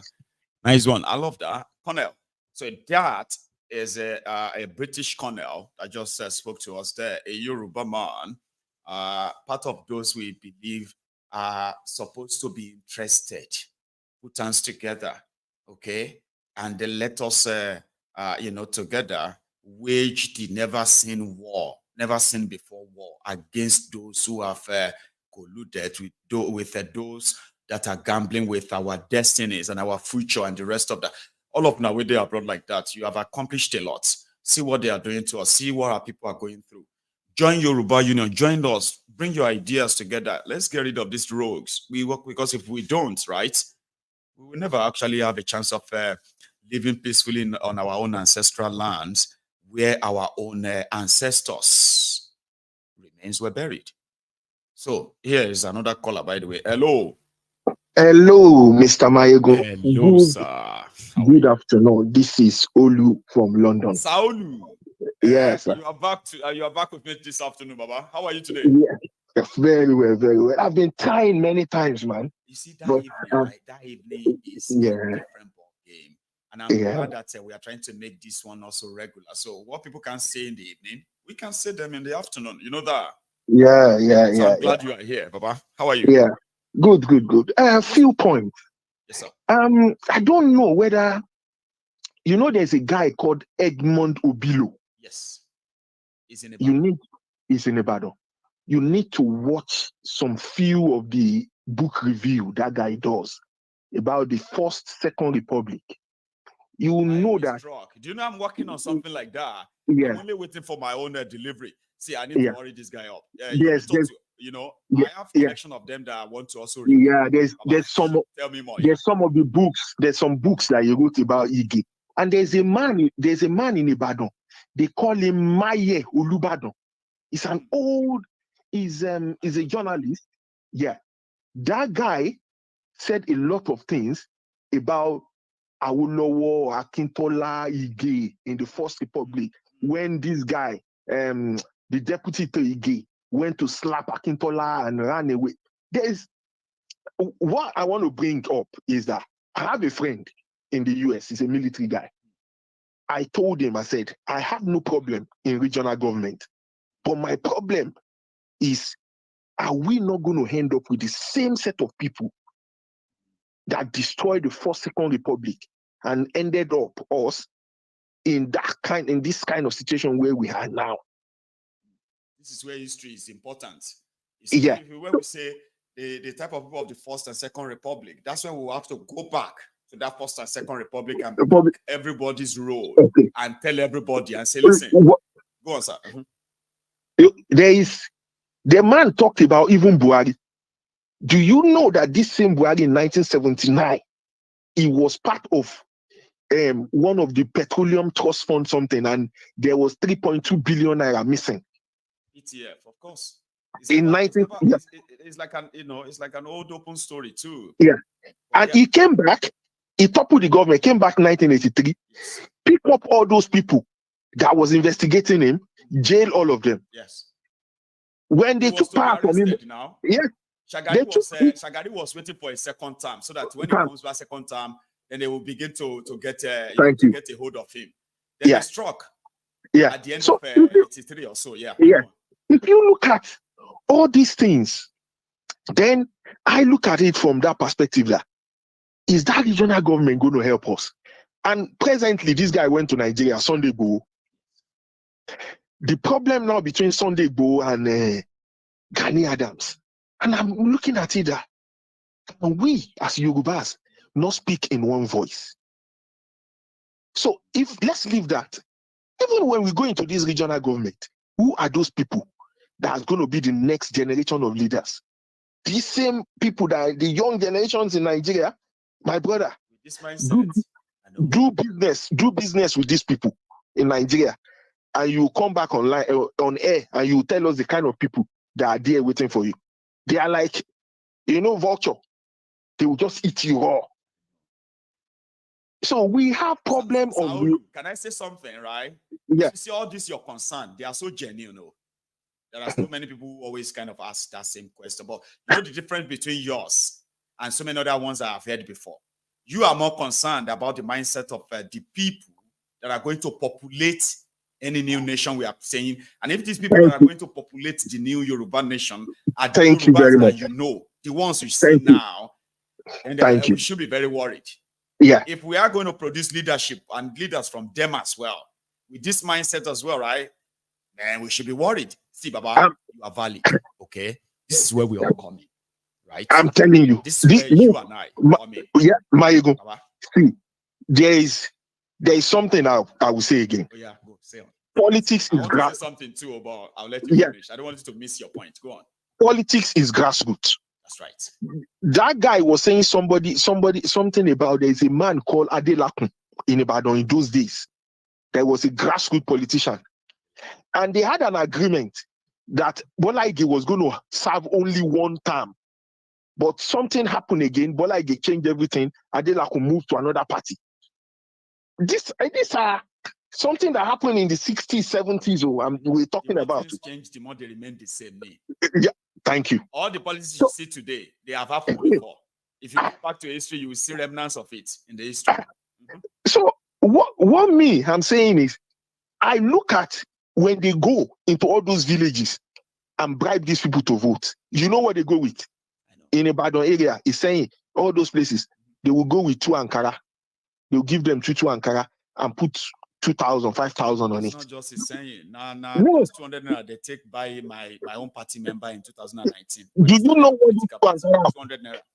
One Ankara is for them to be wearing every Sunday. One is when there is party, and they put on top money to sew it. Those people, that's the end. That is the end. That thing is been like that since in the 70s, in the 60s. So this mindset of a thing, I'm more worried about it. Where we are today is not by chance, it's by choice. Take that word, that phrase. Where we are in Nigeria today is not by chance, it's by choice. Absolute our choice. Actions and inactions. You're right. Yeah. It's our choice. Let me chip something in too. Yeah. Saul, okay? Yeah. Like I said, you see, your concern is very valid. And I think a lot of people have that same concern. Okay. But there's something I will say, and I'm going to put it to you, right? To say, if, or should I say, do you think you can be materially bought to abandon or betray, what do you call it, the sovereignty of a country that you fought to enact? I'm still asking you that, okay, that would you take money to betray that? I know your answer may be no, but do you mean that? No, I will never do it. Now, there's a reason why I asked that, Baba. You see, somebody like yourself, somebody like myself, there are many, many people like me and you, right? But majority of them, they do not want to have anything to do with something like this. And that is why those who are now left are mostly those that will take advantage of things like this for personal gain.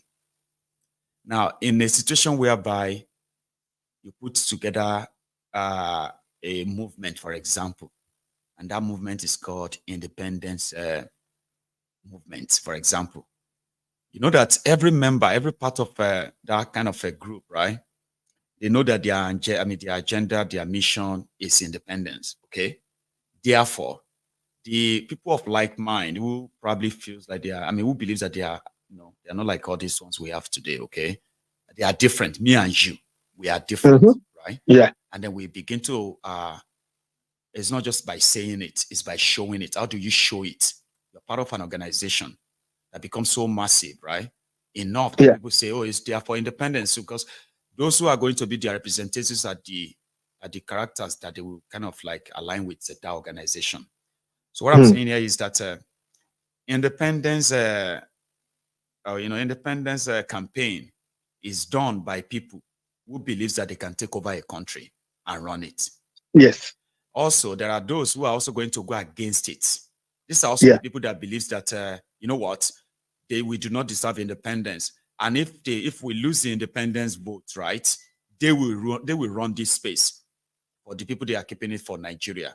Now, let's say in the battle, we now kind of take control.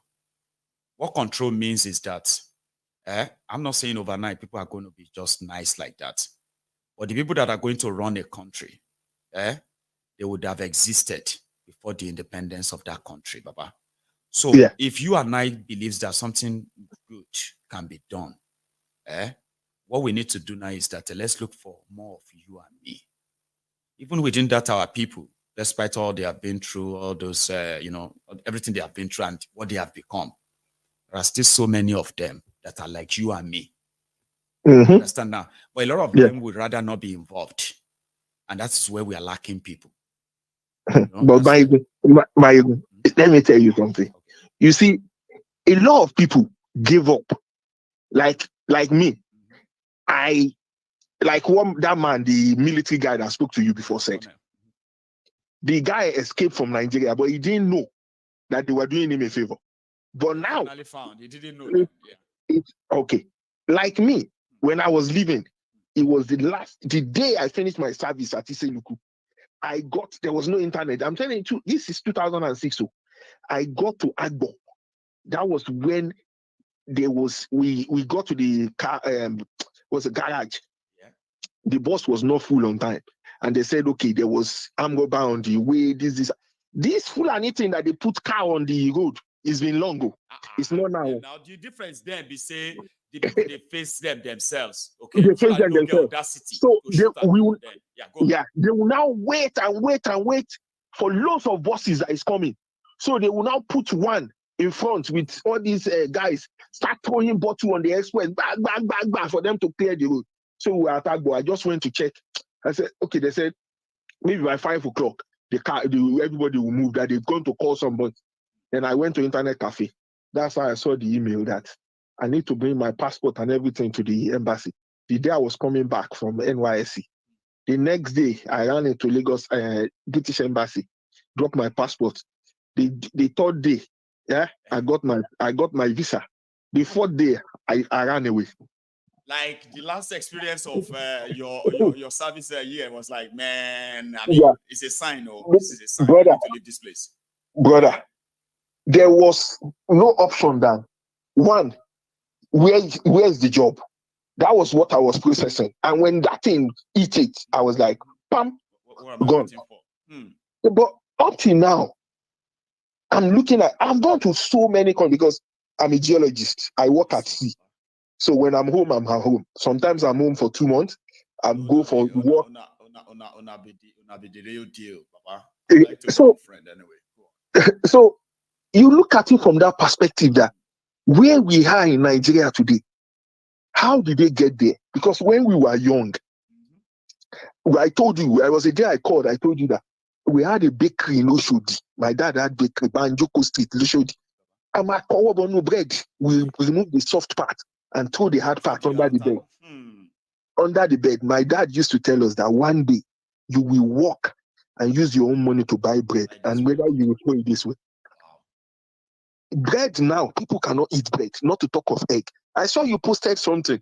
You remember Indomie and egg for under bridge. Some people don't believe, say, people like us, when we're still in Nigeria, we paid just 30 naira for that super pack they are talking about today. Go on that bridge for, you know, under that bridge. Some don't believe that we bought egg for 10 naira. Baba? I saw somebody reading your comment and the person was telling you which country are you living in. This, I would laugh. I said, people, they will think maybe people are mocking them. Nobody is mocking them. It's better you don't vote, you vote for the right person and the person lose rather than voting for the wrong person because the person is Yoruba, because the person is this. This is where I'm telling you, Nigerian problem, 95% of it is the followers themselves. And this thing I'm telling you is that are we not going to end up in the same problem about going to region here? Like I said, you know, because you will vote. I'm not going to say it's going to be easier. Okay, with this mindset. I will tell you something. If Showore is on the ballot, Tinubu is on the ballot, Atiku is on the ballot, Obi is on the ballot. I'm telling you, I'm a sea dog. I'm a sea dog. I'm a sea dog, call sea dog. But Obi is a sea dog. But I know who he is. I won't vote for him. I'm not voting for anyone because of tribe, because of this, because of that. All these people, they've gone to their own level. I would rather vote for Showore. It's better Showore lose and I know honorably that, yes, this guy didn't buy votes, but he lost. I'm happy to vote for him. Not because Showore is Yoruba man. I went to Mayflower. We were taught when we wake up in Mayflower, 1 spoon, this cup, you eat your food, wash your own clothes, self-reliance. That's the way Taishola taught us. So life is just about the orientation from the very beginning. And they look at how did that second boy that you see line up next to Sheyi, where did he come out from? Do you know him before? He lives in the UK, I think. It was here. Okay, but all of a sudden that guy spring up. I know. It was only Sheyi everybody was calling before. I know. Yinka is also back on the. I actually thought he's somebody who is very, very quiet. It seems to be a quiet guy. People like the guy don't tire to stay behind the scene. I'm a president. Protocol of Nigeria. I want me and why you first. Now the first that shocked me, Baba. Protocol, can you? So that tells us that these people, no matter how you people cry, they don't care. They don't want to know. Until IMF tell Tinubu that people are suffering, that's when they will know that people are suffering. Like what that man said, let's say and I think see, even if Tinubu people are beginning to blame El-Rufai for what is going on. So they blame check your screen. Baba, they blame El-Rufai. Cannot blame why are they blame? The same way they did with Pastor Ruga.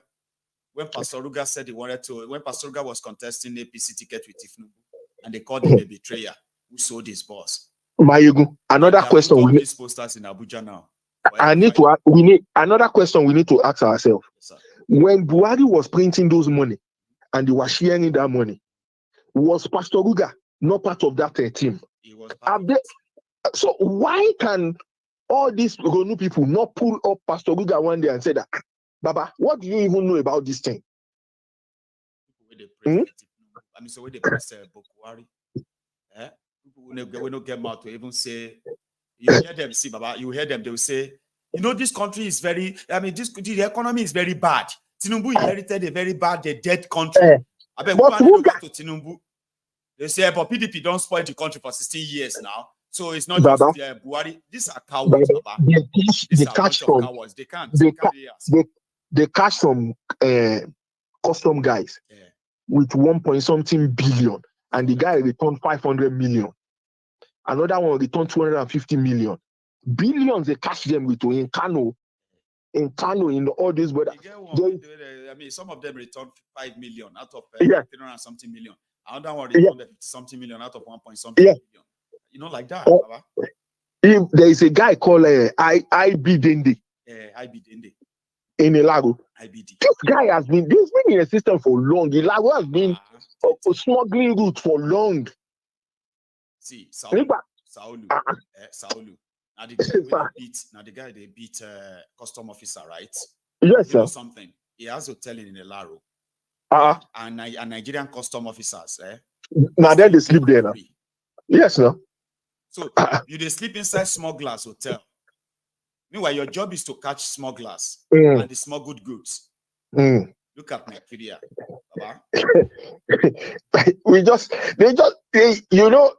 They just gas this one will gaslight this person. This guy, even Akpabio wanted to start gaslighting the whole citizen towards the governors of the state until when Seyi Makinde ran outside and said that Ogbeni, you not give us money. That's why when they do all those things, that guy run outside. So before the Ibadan people will one chop, before people will just one chop. If you call us thief, at least we know say we be thief. But when you tell us waiting, we know steal. You better move to say we know no deal. And he come back and apologize, Baba. I went to Ibadan Police for my ND before going to Usu for my BSc. When I did for Ibadan Police, I was like 17, 18. When they give us money, that time, if my mom give me money to go, my this thing, hostel allowance, hostel, we are 2,000 naira. Taban law school team we are 5,000. 5,000 Oh, you what let's time for Paris. Wetin you want to do for home? Where is it to buy the bossy akpete? Ya kon talafu ba, jani la man pe lafu ye. To buy lafu 3 naira, where 1 naira. To buy kosi ori kini eba to buy jet to buy yi. O ma boy we lakpete o man wonu eyin gate ye lo ma gba lo ma lo unity. Only digest. If not, baba, wa jet wa joko bi japa to jeun yo ni kuro me. And you can't look at now, somebody go buy food stuff worth of 300,000 in Nigeria.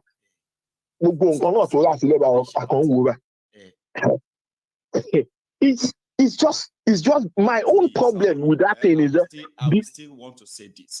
I will still want to say this. I know you probably have your conviction and your reasons, okay, believing that it's going to be a really, really tough job to expect anything different if the country breaks up or people begin to have regional system and all of that, okay. But there's something I would still like to say, Saulu. I know our people have been somehow conditioned to be like this for long, okay. But I still strongly believe that it is because of the weak, selfish criminals that we have, and over time, okay, that allow that to become part of us. The same people, if they begin to see a system whereby those running it are not selfish as what they are used to, it will trickle down over.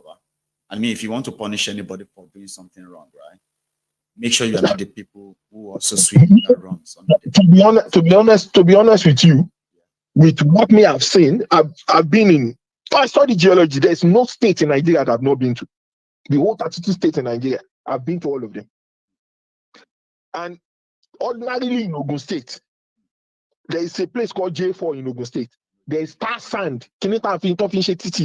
Is extending from there all the way to Lagos Lagoon. And up to tomorrow, they're not exploring it. We have the resources in Yoruba land. You get what I mean?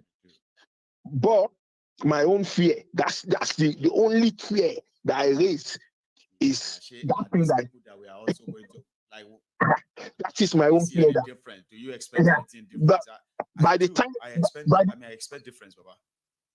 By the time all these young people, by the time we try to shout and get this thing, we're not going to fall back to these same people of the First Republic and all these these same people that mindset of the ones that is so selfish and self-centered.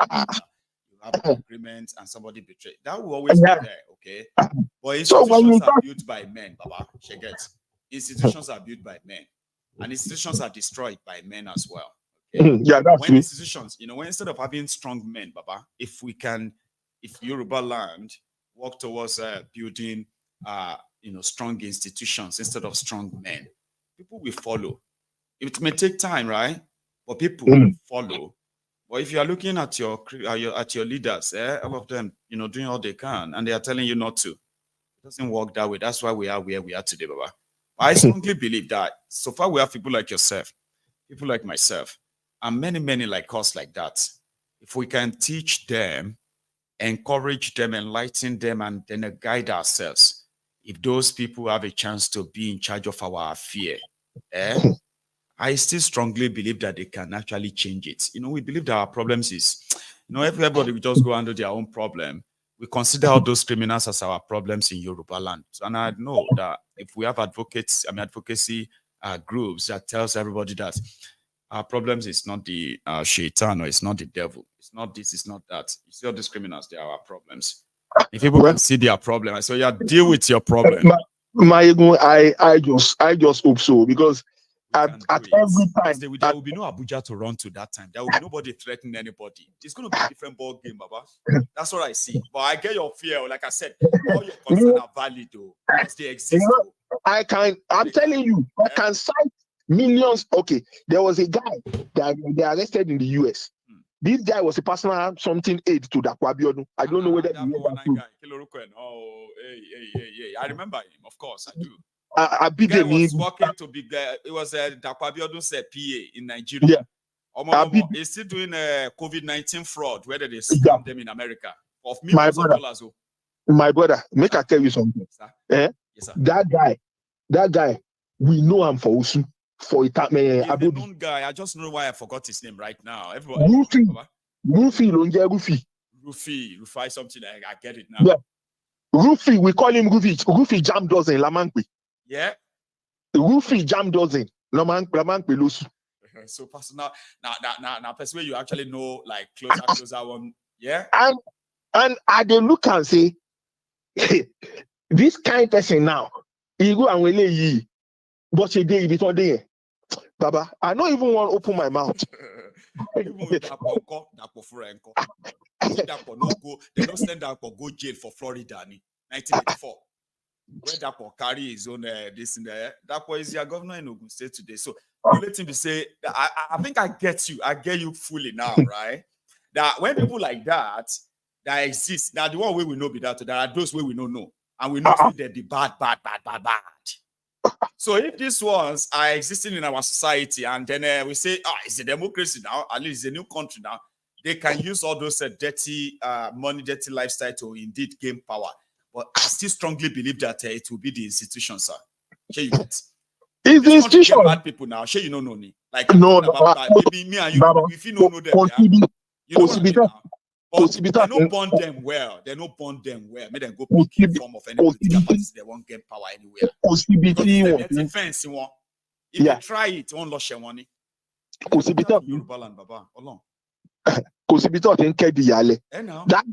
That one is my first concern. My second concern. Let me say this quickly, sir. Let me say this before we continue, right? Because my own belief is that I don't want us to believe that we are going to have a country that's of saints. No. You see, institutions can be protected from those people you don't want to get closer to it at all. Because once they get access to power, you can't do anything to them. You know what I mean? Now, like what they have in Nigeria now. Criminals they've gained access to power and they've never been punished in the past. So today, every criminal is an aspiring politician. Yeah. In Nigeria. Because they know that nothing will happen. Yeah. In this country, you be drug dealer. You can't go pick form, say you won't be lawmaker, ordinary lawmaker, MP. I will pick a form Prime Minister UK. What did you expose that right now? You just bring it's like you just brought yourself out and say, they will dig you out. And now that Prime Minister, you know, go become him. That form where you pick, they don't go approve him. You will spend Omar Salola Sini. Decision like that, Baba. It's possible now. Share, believe me. Look at this guy, James Ibori. Yeah. James Ibori. All of a sudden, when Tinubu came, the guy came out. He's now a godfather in Delta. He's one of those. So you know why they show for Aso Rock anymore, Saulu? Because the last time he showed up in Aso Rock, this country, Britain, they actually frowned at it. In fact, they felt like they were going to renew his trial again or something like that. So Tinubu just told him and Asari, don't come to the villa anymore. Just stay away. All right, we'll run things from the side. That's why Ibori won't show up all the time anymore. But of course, he's back now. He's never left though. He's been controlling Delta politics for a long time or collecting his share. Let me bring up. Never left though. But he's back to the public now. Let me bring up another thing. My second concern is in between the Yoruba themselves. Do you know that? Let's take it from even Ijebu and the Remo people. Do you know there's serious segregation between the two of them? It's not new. Okay, no. I'm just letting you know. I do. That I know. In some parts of that Ogun State, once you said you are Ijebu, they will never sell land to you. Because they are afraid. They said Ijebu will kill them and collect their land. I don't know. See, do you know that they will say Ijebu? Some will say Ijebu is Okwe Egba. And some will say Egba is Okwe Ijebu. All those rivalry have always been there, the stores and all that. You don't think that is no. Let's even there is we can say Remo is even far from Ijebu people. Let's say Agowe and Ijebugo. You know, in Agowe and Ijebugo in their history, there's never been any time that they go into the same political party. Come and say PC ni Ago, PDP no man change Ijebugo. For a reason, they've always had that rivalry. I know. Okay, so that is another concern for me when we go into that region. In fact, it's beautiful. See, Baba, from our history as Yorubas, right? Politically, we know they agree. Baba, Awolowo faced the toughest opposition from his fellow Yorubas than from outsiders. Yes. Even though most people want us to just speak in one voice, they will say, oh, the Northerners, now one voice. Once they say Rankadede, everybody obey, everybody do that. Yorubas no go agree. It has always been us. We've always been like, but yet Awolowo managed. Baba, Awolowo changed Yoruba history to the point that you see this Yoruba we are now using, one Yoruba. There was never one Yoruba, Baba. Yeah, obviously, I know that. Awolowo, some people didn't forgive him. Awolowo had to lift some Yoruba obas, made them first class, lifted these ones. We started something there, bring everybody to, yeah. Some people didn't like it. They were like, what the hell? And Awolowo is Remo Ijebu. So that was what created problem between himself and all this. And now they say Awolowo because it was so unique. Awolowo is always like, listen. He even wanted a particular person to be the governor of Old Oyo State, and the people said no. He's more like that. So, you are older than us and all of that. You know more too, right? From your experience, you are worried. I'm not older than you, and we are the same age. Fine. I mean, you know what I mean. When I say us, it's just the only thing that me, whenever I get worried about something about Nigeria, I try to look for books, dig into things. Yeah. Do you know that even recently I was having an argument with somebody, and the person was telling me that the first set of people that truncated Nigerian democracy were the Igbos, and I told him, I said, that guy, Kaduna Nzegu, is not an Igbo guy. He never lived his life in Igbo. Of course, he's of Igbo parent, right? But he even signed up as somebody from the north when he signed up for the military. He is from Opanam, near Asaba. He's their village they use. Around their village they use now, they did the airport, Asaba airport. It's not from Igbo. Even I'm telling you, go and research again. On that list, there's no Igbo person there. There's lots of Yoruba there. There's outside there. There's no single Igbo person there. No Igbo person there. I served in Iseluku. See, it was Erosi who led those who stopped the coup. Erosi was blamed for it because he didn't execute them. But I'm telling you, I served in Iseluku, very close to Asaba. The whole of other area, they are called Delta Igbo. Iseluku, Ila, where late Stephen Keshi came from. Okonjo Iweala is from Ogwachuku. All those places, I toured the whole of all those places. I'm telling you, there's a lot of in Nigeria. I don't know. Honestly, Baba, we must continue to read them and reread them. Unless you know the history and treat everybody as an individual, you can see a Yoruba man that will be 101% honest, and you see another Yoruba person that will be playing games with you. That is how it is. So that's why those two things, I just keep worrying. I look and say, That's just it. You know something, Saolu. Like I said, all your concerns are legit. They are valid, but they are not impossible to actually handle. Sure, you get. I know. It will take people who genuinely want things done, not people who say them with just mouth. And another thing I have learned as well is this, and I will continue to sort of say is that, so some of us who are talking about, self-rule, regional system, and the rest of that, it is also time for us to begin to tell ourselves that if we want those things to happen, okay, we must get ourselves involved. Because see, you cannot be shouting for Yoruba nation, regional system, and the rest of that and stay off. You know, when you stay off. No. I'm not talking about you. No, not you. No. In fact, I'm looking at Kamodu. Get to see, but I mean, I'm actually like saying it to all of us now, not just you now. Okay, trying to advise us that CEO, when the time comes, we all know. Okay, it is better for all of us who believes that something can be done if we go the route of a regional system or self-rule. Okay, because if we don't, there will be vacuum. Yes, definitely. And those who have no idea about that vision, that dream of a country or of a region you want, they will be the one in charge and they begin to implement their own ideas. My brother, the 1999 democracy is now, Baba. Maiyegun, even now that we are not in regional government, if state governors, I will cite an example. Did you watch the history about this geometric power plant in Abuja? I watched part of it, yes, to some extent, and I've read it. Do you know how long that same guy, the governor now, when they started that? Yeah. Do you know what year they started that thing? Since 2006, it's been involved ahead. Yeah. 2004. Is it 2004 ahead? Because the banker himself, right? Yeah. So, and, go on, Baba. If you look at the whole thing, the whole politics they play, the whole everything they play, and God so willing that God just said, okay, this guy will be the person that will make sure they see this thing through. But they see it through. By the time it's going to be ready, you this guy, you'll be governor, you'll be there.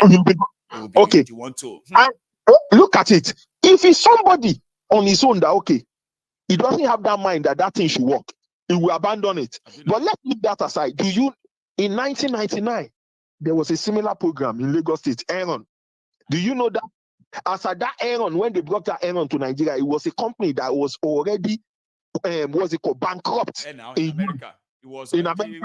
It was going through what do they call their investigation? Their Senate investigation in America. Something committee investigation at the time.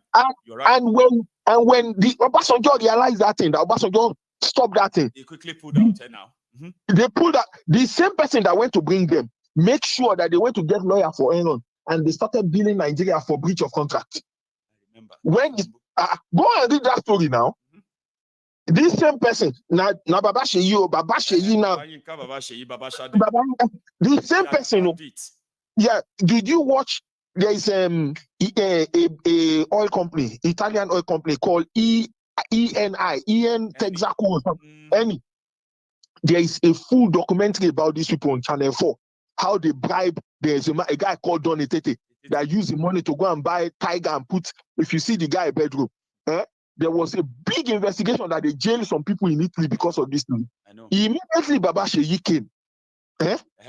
He gave that thing back to them. To Eni. Meanwhile, Eni at the time, right, they have already signed a deal with Ohando. So Eni just sold the stake they have in that deal. They sold it to Ohando. And that is the OPL 245, Baba. I know the story. That is the richest oil deposit in Nigeria. Okay. Yeah. Is now back into the hand of Etifnumbu's brother. So I will tell you that at some point, you just sit back and look at it. Now, my third concern is this: do the younger generation in Nigeria, do they have money to run a political campaign without involving these crooks at some point? Because do you know that Showore? Do you remember Showore party? That they wanted to take the party from him. For like 2 years now. Showore was locked up in detention and they were doing everything. I forgot the guy's name. It was everywhere at the time. I remember. And I was wondering, what they see we won't collect and hijack it to your long? Why would anybody want to hijack AAC? And I realized that if they don't, it will pose a threat that will probably be their own end too. But they don't care if it's going to be next 10 years or next 20 years. They just don't want it. I remember, sir. I do. So you see all those concerns, then when you start looking at it, show you and when your phone, are people blind that they are suffering and they are still participating in this thing to do all this atrocity. When do they want to learn? When do they need this orientation? Do they need a complete blood transfusion? And for some days, they should look for a reset button to press in their head to let them know that even if you also require us to reset their brain or do everything you are talking about right now, we would have to do it too. Or else all of us go perish in you. Because if I make my money and I can't enjoy it in a place where they have turned everybody to Jaka, what's the essence then? So if we have to force to do brain surgery, then we have to know. Then they show school, secondary school, where people for Abuja, people no get table. They no get window. They no get table, they no get window. Even my own become homeless too. The landlord won't send them out. My own secondary school where I went, the only building that is standing there, all those jack on the block. If you go to any secondary school that you live in Ilupeju now, go to send somebody to Ilupeju Grammar School, let them video any jack on the block that is there that is still standing. How did they perish? Because all those things were cheap structures and there was no maintenance culture for it. Nobody is maintaining it. The only thing that is standing is all those prototype buildings. That's the only thing standing. I just feel worried for Nigeria. I just feel worried. Even when we go into these regional governments, I don't know what's going to happen. I know you're worried about that too. It is something that we haven't tried, and you see, it's not promised that it's going to be better. You know, I mean, it's going to be great, all of that stuff. But because I know that we will get there, but for people to be thinking that regional government, I support it. But the way people are looking at it is like it's a reset button. You know, some reset button, you can put your hand and remove it once, the whole thing reset. But this one, the regional government now has to put our hand on it too. Yes, sir. For long. Yes, for the power. Because if people are thinking it's just going to be it's not going to be like it's not going to be like when you download something from the App Store. Download, install. Oh yeah, active. No. This one that's going to no. And culture shock as well. Like people who are going to be so used to all this way of abnormalities that they have to start beginning to act normal. I mean, it's a walk. It's going to be a walk. I agree. I mean, I just because I grew up in Oshodi, and when I look, I sit down and I start looking back now. I say, Baba, how did we survive? How did we survive? There was a day you show some people where they park for Abuja, where they waka, they just park them, they just go through them, military just catch them, they don't even allow them lawyer. Then one of them said, that thing happened to me before in Oshodi. I was coming from Idiaraba, got to Oshodi.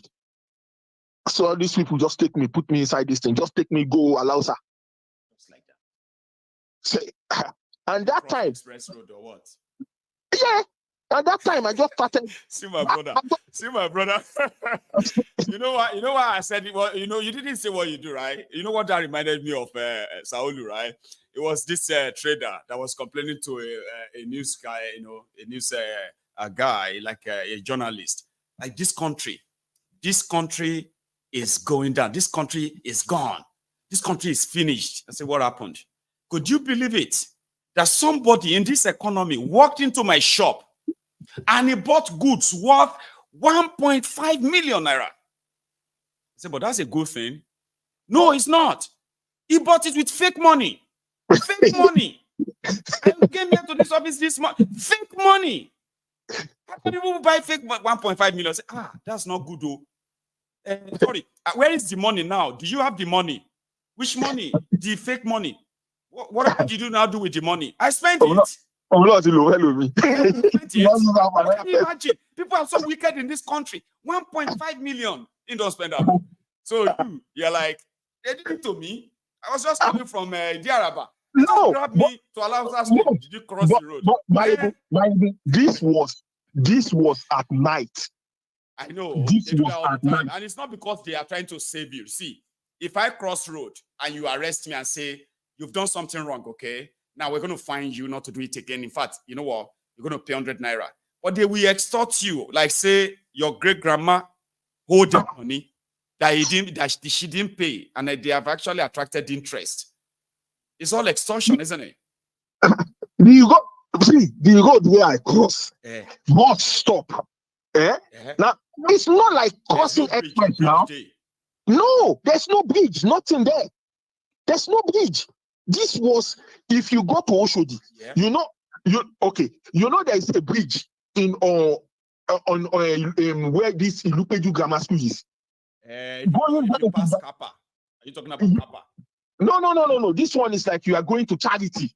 Oh yeah, go. Yeah, okay. Yeah. That way was should Yeah. On top of that place, there's no bridge. This thing stopped on that side.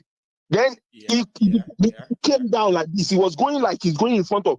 Then he turned and I come to the other side. Yeah. The guy just owed me. I said, what? He said I crossed. I said, I didn't cross from there. I walk from here. The guy just tell me, don't say anything. I just followed him. That's why they carry me go Alausa. Now when we got to Alausa, they started profiling us this and this. And then I just started school of oceanography. Right. Then we used to have this military Navy ID card. That's so the guy see the ID card, he look at me and say, so why didn't I tell him? I said, but you didn't allow me to explain anything. And the guy tell me, say, make I come out, go. No spoil business for us. But what they were doing for people not to cross, fine and good. But there's loads of Baba. If you know things where there are things that you show on your program that you just look at it and you just laugh and say, yeah, they bring back some memories. And you're sitting there like you are watching like that. You're like, I remember this.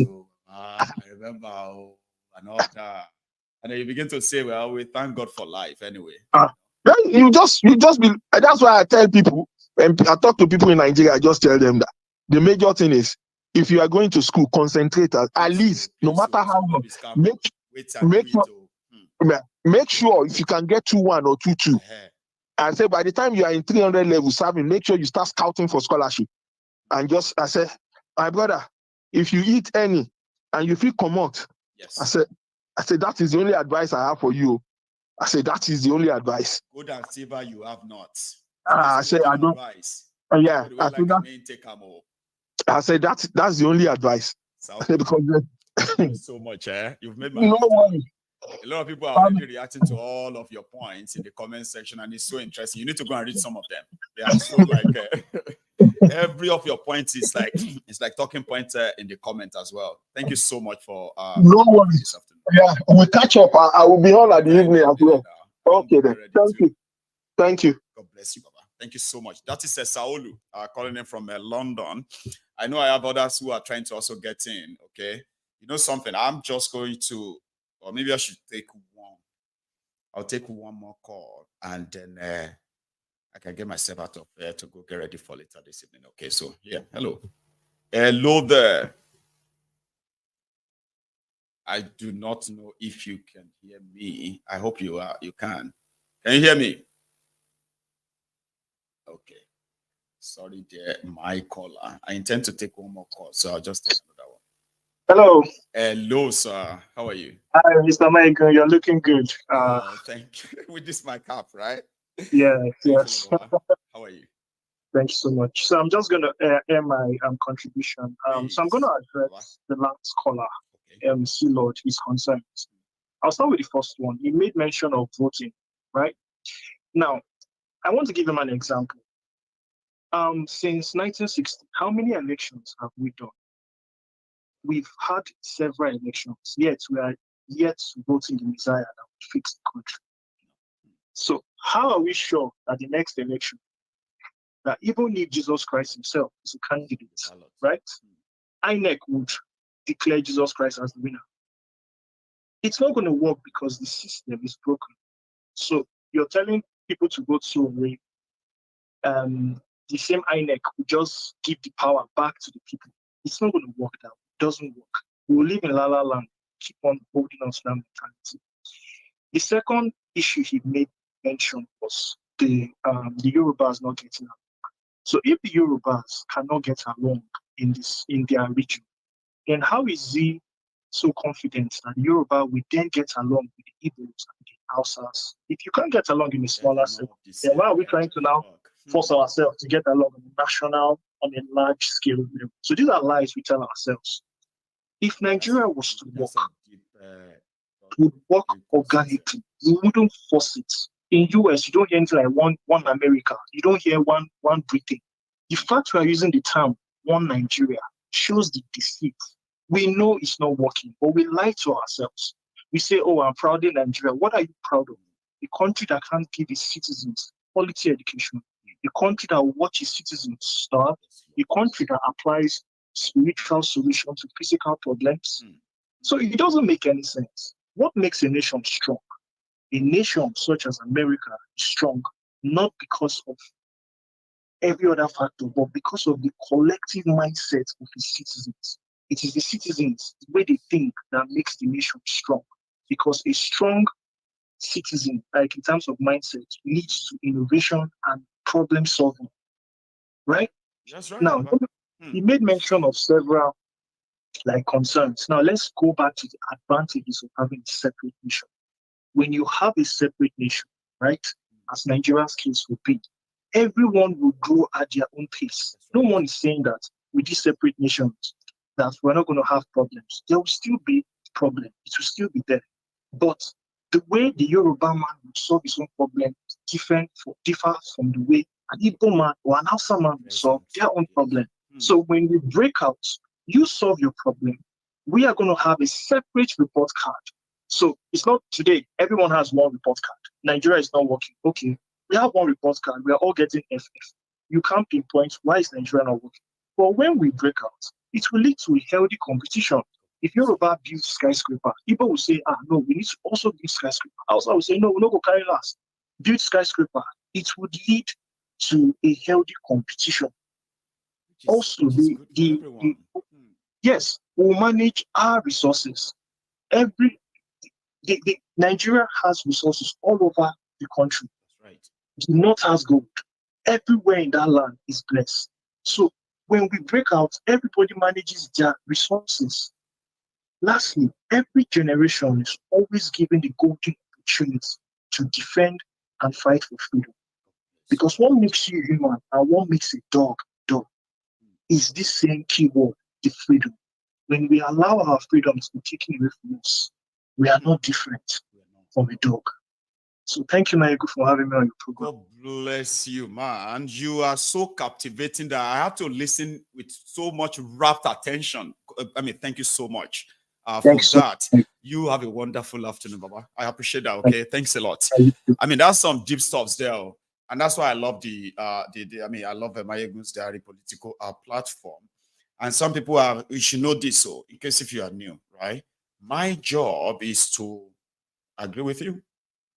Because see, when I say agree with you, I mean, if you are communicating, if you are making all those nice, even if you are disagreeing with somebody I just agreed with earlier, I will still agree with you because you contributing, what you are doing is that you are widening the scope of conversation. You are widening the perspective of the conversation. You are changing changing the platform from having a narrow-minded, one traffic thought process or so to all kinds of strong, independent-minded contributions. I love it. I do. And I appreciate every one of you for being part of that. Now, I'll take one more.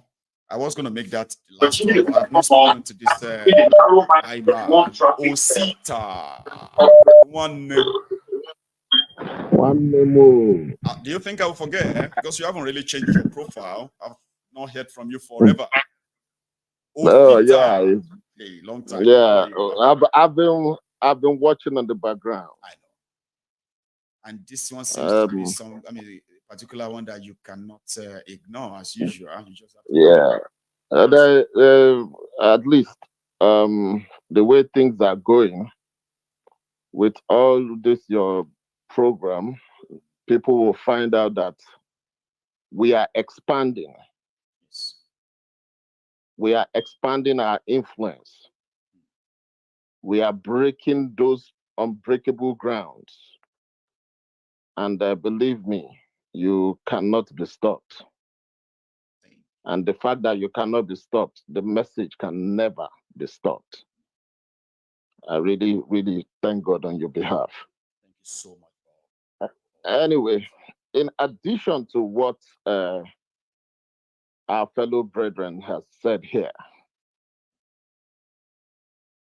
already, I wanted to call, that was about 3 days ago, but my line wasn't going through. But I want to say something clearly here. You know, most of the times we'll talk about religion and sometimes we'll talk about traditional rulers. That's maybe they are the problems of what we are going through. That's right. But you see, the biggest problem, I've come to sit down to think, in most recent time, the biggest problem about Nigeria is the media. The insincerity of the media, it is what is causing the whole problem. Even sometimes when you think they are doing something right, but the mentality they have is a very big problem for the existence of human being in that country. When you see them, something will happen. And you see the media, even those ones that sometimes you think that they say the truth. But amongst the 12, there is always a Judas that is going to be among them in that same stage. So sometimes I do not know if all these things are stigmatic, but yes, because like here in America, there's something they call conservative media and there's liberal media. So that is the way these things are being constructed that people don't understand. When you see on Arise, when Rufai is speaking on the other side, and you will have that old man, that shameless old man. I don't use big word, but I have to call him Abati. You He's are a trying very not to call his shameless name, man. so I had to make you call his name anyway. So yeah, Abati. Yes. Go on. Yes, Abati. You will see him dangling on the other side, twerking for the government. Then you begin to ask yourself a question. It is somebody that owns that TV station, right? Yes. But he should have an agenda, what he's trying to portray. That's so right. you will now find out that what they are doing is that they mix both the pros and the anti together just to keep us balance it. Just to keep us like balanced. Make it look like balance. The truth is, when you go to Nigerian media, you will see things that are related to what you see in CNN, and that's in 360. But did you ever try to speak your mind, the truth, the way, and that's in 360 degrees speaks its own? You are not going to do that. You will see some people who are suffering, people who are hungry. And at the end of the day, you see them, they go into warehouses where the palliatives are. Instead of expired palliatives, instead of you saying the hungry people, the way it is, you will now tag them as hoodlums. You see the way it is. Then you will see somebody. You saw the way let's say the way the election was being carried out, and you saw it very clearly that, or you saw it that this candidate is a bad candidate. But instead of you coming out to analyze that candidate is a bad candidate, you now say because of your court is a rigged court, a corrupt court, then you will say because of the court has said this thing about him. Means the court has said it's okay, then it must be okay. So it must be okay. It doesn't work like that. So the problem about Nigeria, especially the political atmosphere of Nigeria, the biggest problem that we have is the journalists, the media. If we do not start attacking these people, even when we get our separate countries, believe me, they will still come up tomorrow and scatter it. And scatter it. Some of them will come out and say to you, because when this thing happens, when you have new countries now, at the end of the day, people might think that, we will get it right immediately. No, we will struggle for a while. But it is this journalists, these media houses that will be writing, that will be telling the people, did you see all these things that these people cause? You see the way it went. So it is until we begin to sanitize those people, I found out. Citizens themselves must understand that the media is not their friend, and they will do everything to either keep the status quo in place or scatter anything. Because when you talk about religion, they are the ones that will come and be friends with these religious leaders that you are talking about. When you talk about the government, the military, they are still the ones that will become friends with, because You see them talk about all these things on TV, but behind them, you see them frolicking with these same people. So you just find out that they are actually the biggest problem that we have in Nigeria presently. You know, then as regards to the conversation, the two previous conversations before I came into the office right now, so there's something that we've never tried before. And I do not want, when you've not tried something and you be afraid of that thing you've never tried, because you have tried every other thing and those things has continuously failed us. Let us I don't go. understand that too. Like, people are so worried about something we haven't tried, but the one they are trying, which is continuing to sort of kill us, has never worked. So what I will always advise people, do not be afraid of that thing that you have never tried. Like you said in your program yesterday or day before yesterday, you said that the worst thing that will ever happen to us is that when things are happening and people keep quiet. If you keep quiet, it will not solve our problem. So when you want to speak, you speak. It. You know, when you keep quiet, yes, you are this, it simply means you are siding with your oppressors. That's my own theory. See, that's the truth. That time when some people will be like, see me, I'm not doing all this. They are voting. I'm not voting. I'm not voting for Obi. I'm not voting for this. I'm not voting for that. I'm just sitting on the fence. Majority of those people like that, right? They were actually for Tinubu, but they are not bold enough to say it. Exactly. So like this, if anybody's claimed to be neutral in the face of all this oppression and all that is going on, do not be deceived. They are not neutral. They are on the side of your oppressor. Yeah. They are not bold enough to defend you. Exactly. Or somebody will say to you that, Maiyegun, why are you talking about this Nigeria? Leave them, let them suffer. All those things, believe me, what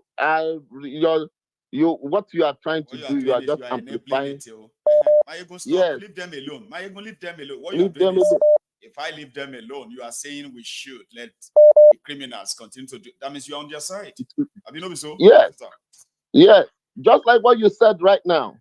All hands must be on deck. If you know how you can contribute, no matter how it is, if it is by singing, if it is by talking, just do something. Because everybody will watch apartheid.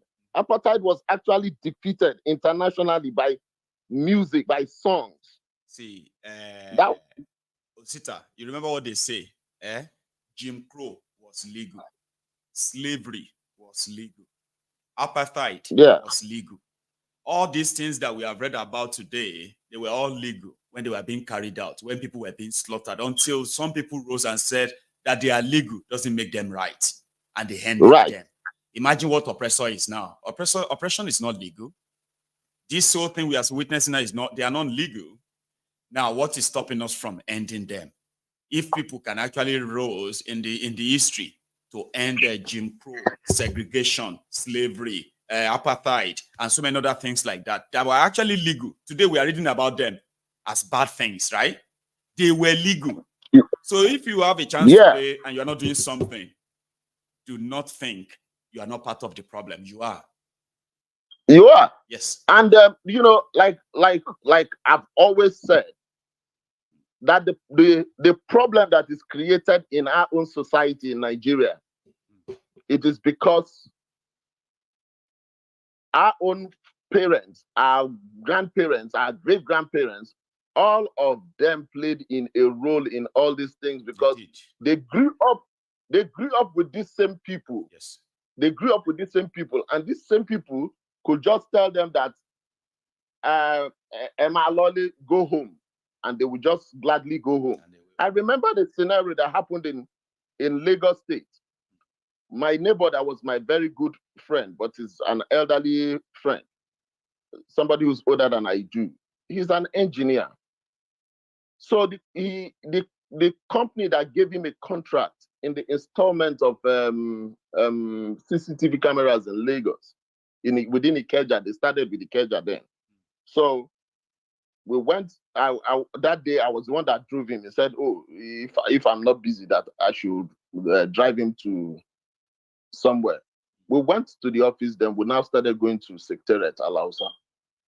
That was during the Fashola regime, and at the end of the day, there was one strike that the teachers and protest that the teachers were embarking on, and they were in the front of the office. So we've been there before those teachers arrived, and believe me, there was nothing Fashola knew he could do. Then Tinubu arrived. Do you know? And he stood there. To my greatest surprise, because we were in one of the offices there, but we could see what was happening outside. And he waved at them and he told them, Emma Lolly. I don't forget that particular scenario, Emma Lolly. And do you know that these our teachers, this our teaching staffs, everything, I've forgotten the name they called the body that time in Lagos. Is it ANCOPS or something of that nature? They just went home without saying anything. The job was done for the day. They just went home. I didn't experience this personally, okay? Just level of this kind of useless influence. This one was when he was governor, okay? So those who knew him then, they said, once Tifnubu will come to the office, Alausa, like, let's say around 4 p.m. in the evening. And Aregbeshola was his hand-man, my right-hand man at the time, okay? It was like the real engine room. Sure you get. So yeah. Rauf. And when I was Ajuaju, sir. And then I will be like, it's all this is that everyone is talking. Rauf, tell them Eko is tired. Eko want to sleep. They are having an executive meeting that they have been waiting for him since morning. It will come in around 4. High as kites. I'm talking about high on drug, like for real, like. Then that's true. Guy ball and all of that and his glasses. They say it will just be like somebody will begin to quickly hurry through their own notes. Sir. So we said in the ministry of after 15 minutes, Rauf, Aregbeshola, work commissioner, that one will be at the tail end. He will say, Rauf, Eko is tired. That moment, it simply means that Lagos is tired. Everybody should leave. Everybody should leave. Oju This was years ago, so I can guess what it was like for you too, telling people right before you, and you're like, what, right? I said, what? These are the people that came to protest. They didn't even listen to anything, and they just went home. So that is what I am trying to tell you, that those our parents, our grandparents, our great-grandparents, they grew up with these people. And because they did nothing, that is the reason we degenerated to this particular point. Even animals don't retard the way we retarded in that country. So that is what I am saying, that it is hard time that all of us will take responsibility, no matter how little that responsibility is. Let people hear your voice. And when people hear your voice, people will know your stand. But when you keep quiet or you say, oh, I am tired of that country. For me, anybody can be tired of that country. I can never be tired on the issue of that country, because this place that I live today, that I say, oh, most of the times I compare, that I would say, oh, if it is in America, if it is in America, trust me, my brother, if people did not shed their blood, people did not die for this country, people did not fight for the freedom of this nation, I am telling you, we will not be here. Why is it that for you to go to? You know what I mean? Let's be honest. You're right. Yes. Why is a lot of us? Why are we not going to Manila to go and stay? Why are we not going to some countries to go and live? Because of that place, they are yet to liberate themselves. But because of this place has been liberated by some people, and we could just walk in and sit down and establish and say, oh, life is finished. It doesn't work that way. I do not. If people are seeing that contraption is finished, let us see from the point that it is not working. But if it is that the soul of that particular place is finished, no, it is not finished. We will fight. We will keep talking. We know we do not have guns, but we have something that is greater than guns. We have our mouth. We have the internet. It's just that we have ourselves. A lot of us to please be and I keep telling some people, when you ask what is the greatest force, people might think it's light. They will say it's water. But the greatest force that you can ever have is a united people. Until we begin to see ourselves as citizens, we should stop seeing ourselves as idiots or we should stop seeing ourselves as tribesmen until we begin to see ourselves as citizens. That is when we will try to do something that is right, that people will see and people will be attracted to us. But if we keep looking like an idiot or tribesman, that this person is a Yoruba man, that this person is an Igbo man, this person is Hausa, Ifik, Ebibo, or whatever nation they come from in Nigeria, I am telling you, these people will keep playing into their hands. I keep telling people there are some things that we might know individually about each and every one of ourselves, but it is not for us to come here and we'll start talking about it, because when they see us divided, they are more happier than we do. But if we stand in one voice, knowing the fact that all of us is suffering the same thing, these days, I will change my dollar for 1,600 and something naira for my people to buy a bag of rice that is costing about 100,000 naira. I am feeling the pain as well. It is not as if because of I live in the US, I change my dollar. No, if you look at it, you make your arithmetic calculations very well, not mathematical calculations, arithmetic calculations very well. You will find out with all decimal points, you will find out that all of us, we are suffering the same thing. So it is hard time to get rid of these rogues, or else we are doomed. I'm telling you, it is hard time. It is not when somebody from one from Showara side say something, the obedience will reply that person. All of us, no matter the different paths that we've chosen to get rid of these people, we are only going to arrive at one particular point. The ball point that we are talking about is to get rid of these people, get rid of the constitution, get rid of what is called the Federal Republic of Nigeria. Then we can actually live. Let's have a chat and see where we go from there. Exactly. Right. Then we can now live and have a healthy competition. I have said this thing before. When you look at the southwest of Nigeria and the southeast of Nigeria, during that particular time, even the northerners, if you look at the projection of development, you will find out that whatever anyone do, the other person tries to emulate it, to try and do it. But the way it is going now, I find out that even if you have to give me the final say in this particular issue, what do you want? Let everybody, not even say let the states, or let the region govern themselves. Let everybody go their separate ways. It doesn't mean that we will not recognize each other. Look at Niger. Yes. Look at Niger. Look at Niger today. Look at Guinea today. Look at Mali. Look at Burkina Faso. The four of them now, they are working hand in hand to make sure that their life improves, the life of their people improve. They are not one country, but they believe they have one destiny. There's a difference between a country and one destiny. We all have one destiny, and our destiny is to survive. Thank you, my brother. Osita, one name. Thank you so much, okay? It's so lovely to hear from you again. And thank you very much once again. You have a good one, okay? So that's Osita there, ladies and gentlemen. And that is going to be our last caller, this segment of Brunch Time with Maiyegun. Thank you so much, everyone, for turning up. And I hope you continue to enjoy the rest of your week. Now, I will see you later today. If I'm not taking a break tonight, then I will see you tonight. But if I take a break, then I will see you tomorrow. But, either way, be on the lookout. And how do you know Maiyegun is coming live? I'm coming on later tonight. Once you come on to, once you watch the Maiyegun's replay from yesterday, there's going to be a replay, few of them, that's going to come on later this evening. And while you are watching that, come back and check around 7 p.m. and then you see the upcoming. So if you check around 7 p.m. and there is no upcoming broadcast, that means I'm taking a rest. Okay. I think I do deserve one, but I will see you again. Okay. Thank you so much for your time. And you all have again, wonderful day. Goodbye.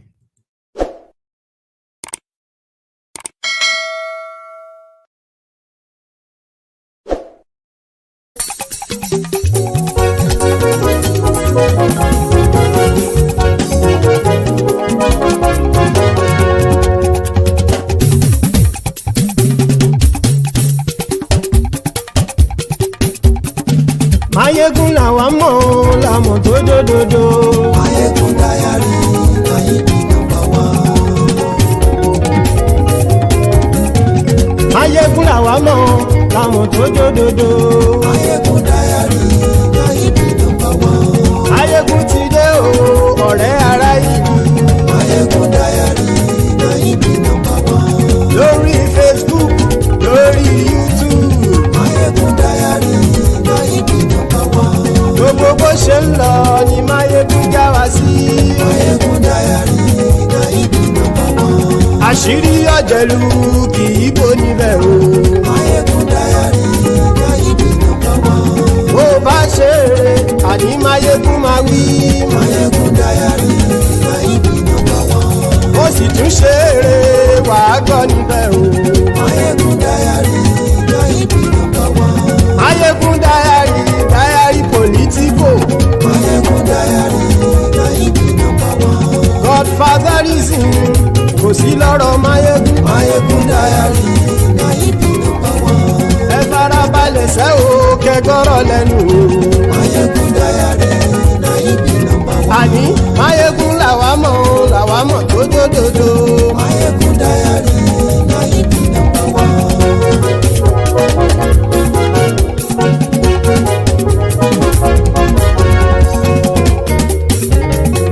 Àní ẹ̀sùn ràkì. Maiyegun ti dé. Maiyegun ti dé. Ọ̀jẹ̀lú ẹ̀sùn ràkì. Maiyegun ti dé. Àní ẹ̀sùn ràkì. Maiyegun ti dé. Lórí Facebook. Maiyegun ti dé. Àní ẹ̀sùn ràkì. Maiyegun ti dé. Lórí YouTube. Maiyegun ti dé. Àní ẹ̀sùn ràkì. Maiyegun ti dé. Bọ́ bàbá gbé wúrẹ́. Maiyegun máa wí. Àní ẹ̀sùn ràkì. Maiyegun ti dé. Ijó ìgbádìyẹ. Maiyegun máa wí. Àní ẹ̀sùn ràkì. Maiyegun ti dé. Pẹ̀sìdó bá rúfin o. Maiyegun máa wí. Àní ẹ̀sùn ràkì. Maiyegun ti dé. Kí gómìnà kówó jẹ. Maiyegun máa wí. Àní ẹ̀sùn ràkì.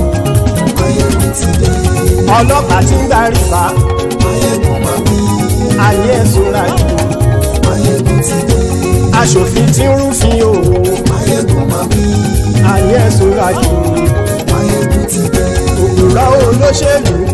Maiyegun máa wí. Àní ẹ̀sùn ràkì. Maiyegun ti dé. Ọ̀jẹ̀lú ẹ̀sùn ràkì. Maiyegun ti dé. Àní ẹ̀sùn ràkì. Maiyegun ti dé.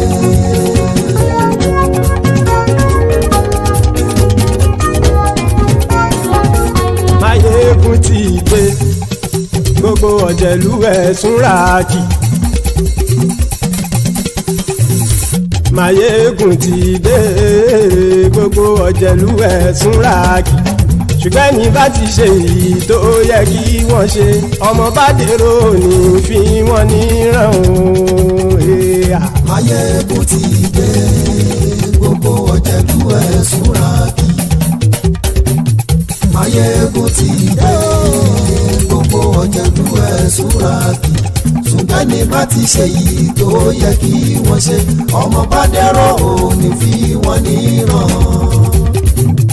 Wọ́n fowó bẹ́ẹ̀ o. Máyégún ó sọ pé wọ́n ò bẹ́ẹ̀. Wọ́n fowó bẹ́ẹ̀. Máyégún ó sọ pé wọ́n ò bẹ́ẹ̀. Oníkanṣá ti ṣe èyí tó yẹ kí wọ́n ṣe fáwọn ará ìlú tó gbé wọn débẹ̀ o. Àyè. Maiyegun ti dé. Gbogbo ọ̀jẹ̀lú ẹ̀sùn ràkì.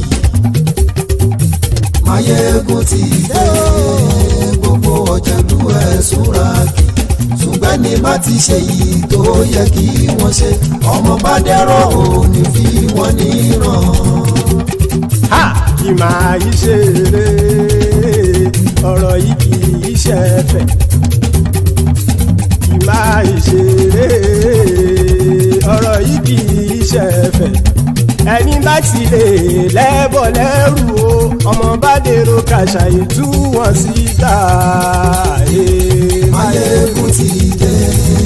Gbogbo ọ̀jẹ̀lú ẹ̀sùn ràkì. Maiyegun ti dé. Gbogbo ọ̀jẹ̀lú ẹ̀sùn ràkì.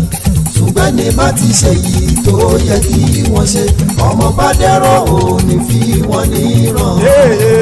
Tẹnitẹni ọmọ Maiyegun ọ̀rẹ́ ara ìlú mọ̀mọ́ ni mo mo fọlọ́run ṣọ́ ẹ̀ bákìlẹ́bù lóòótọ́ olódodo ìlú ọ̀tá ìlú mọ̀mọ́ ni ìwọ ṣá máa ń ṣọ́ra kò sì mọ́ bẹ̀rù bọ́tà ń lè rí bóníṣègùn lé káwọn mọ̀mọ́ fi ṣera wọn ni ó ti dẹrùn tí wọn ò gbọ́dọ̀ sè mọ́bẹ̀.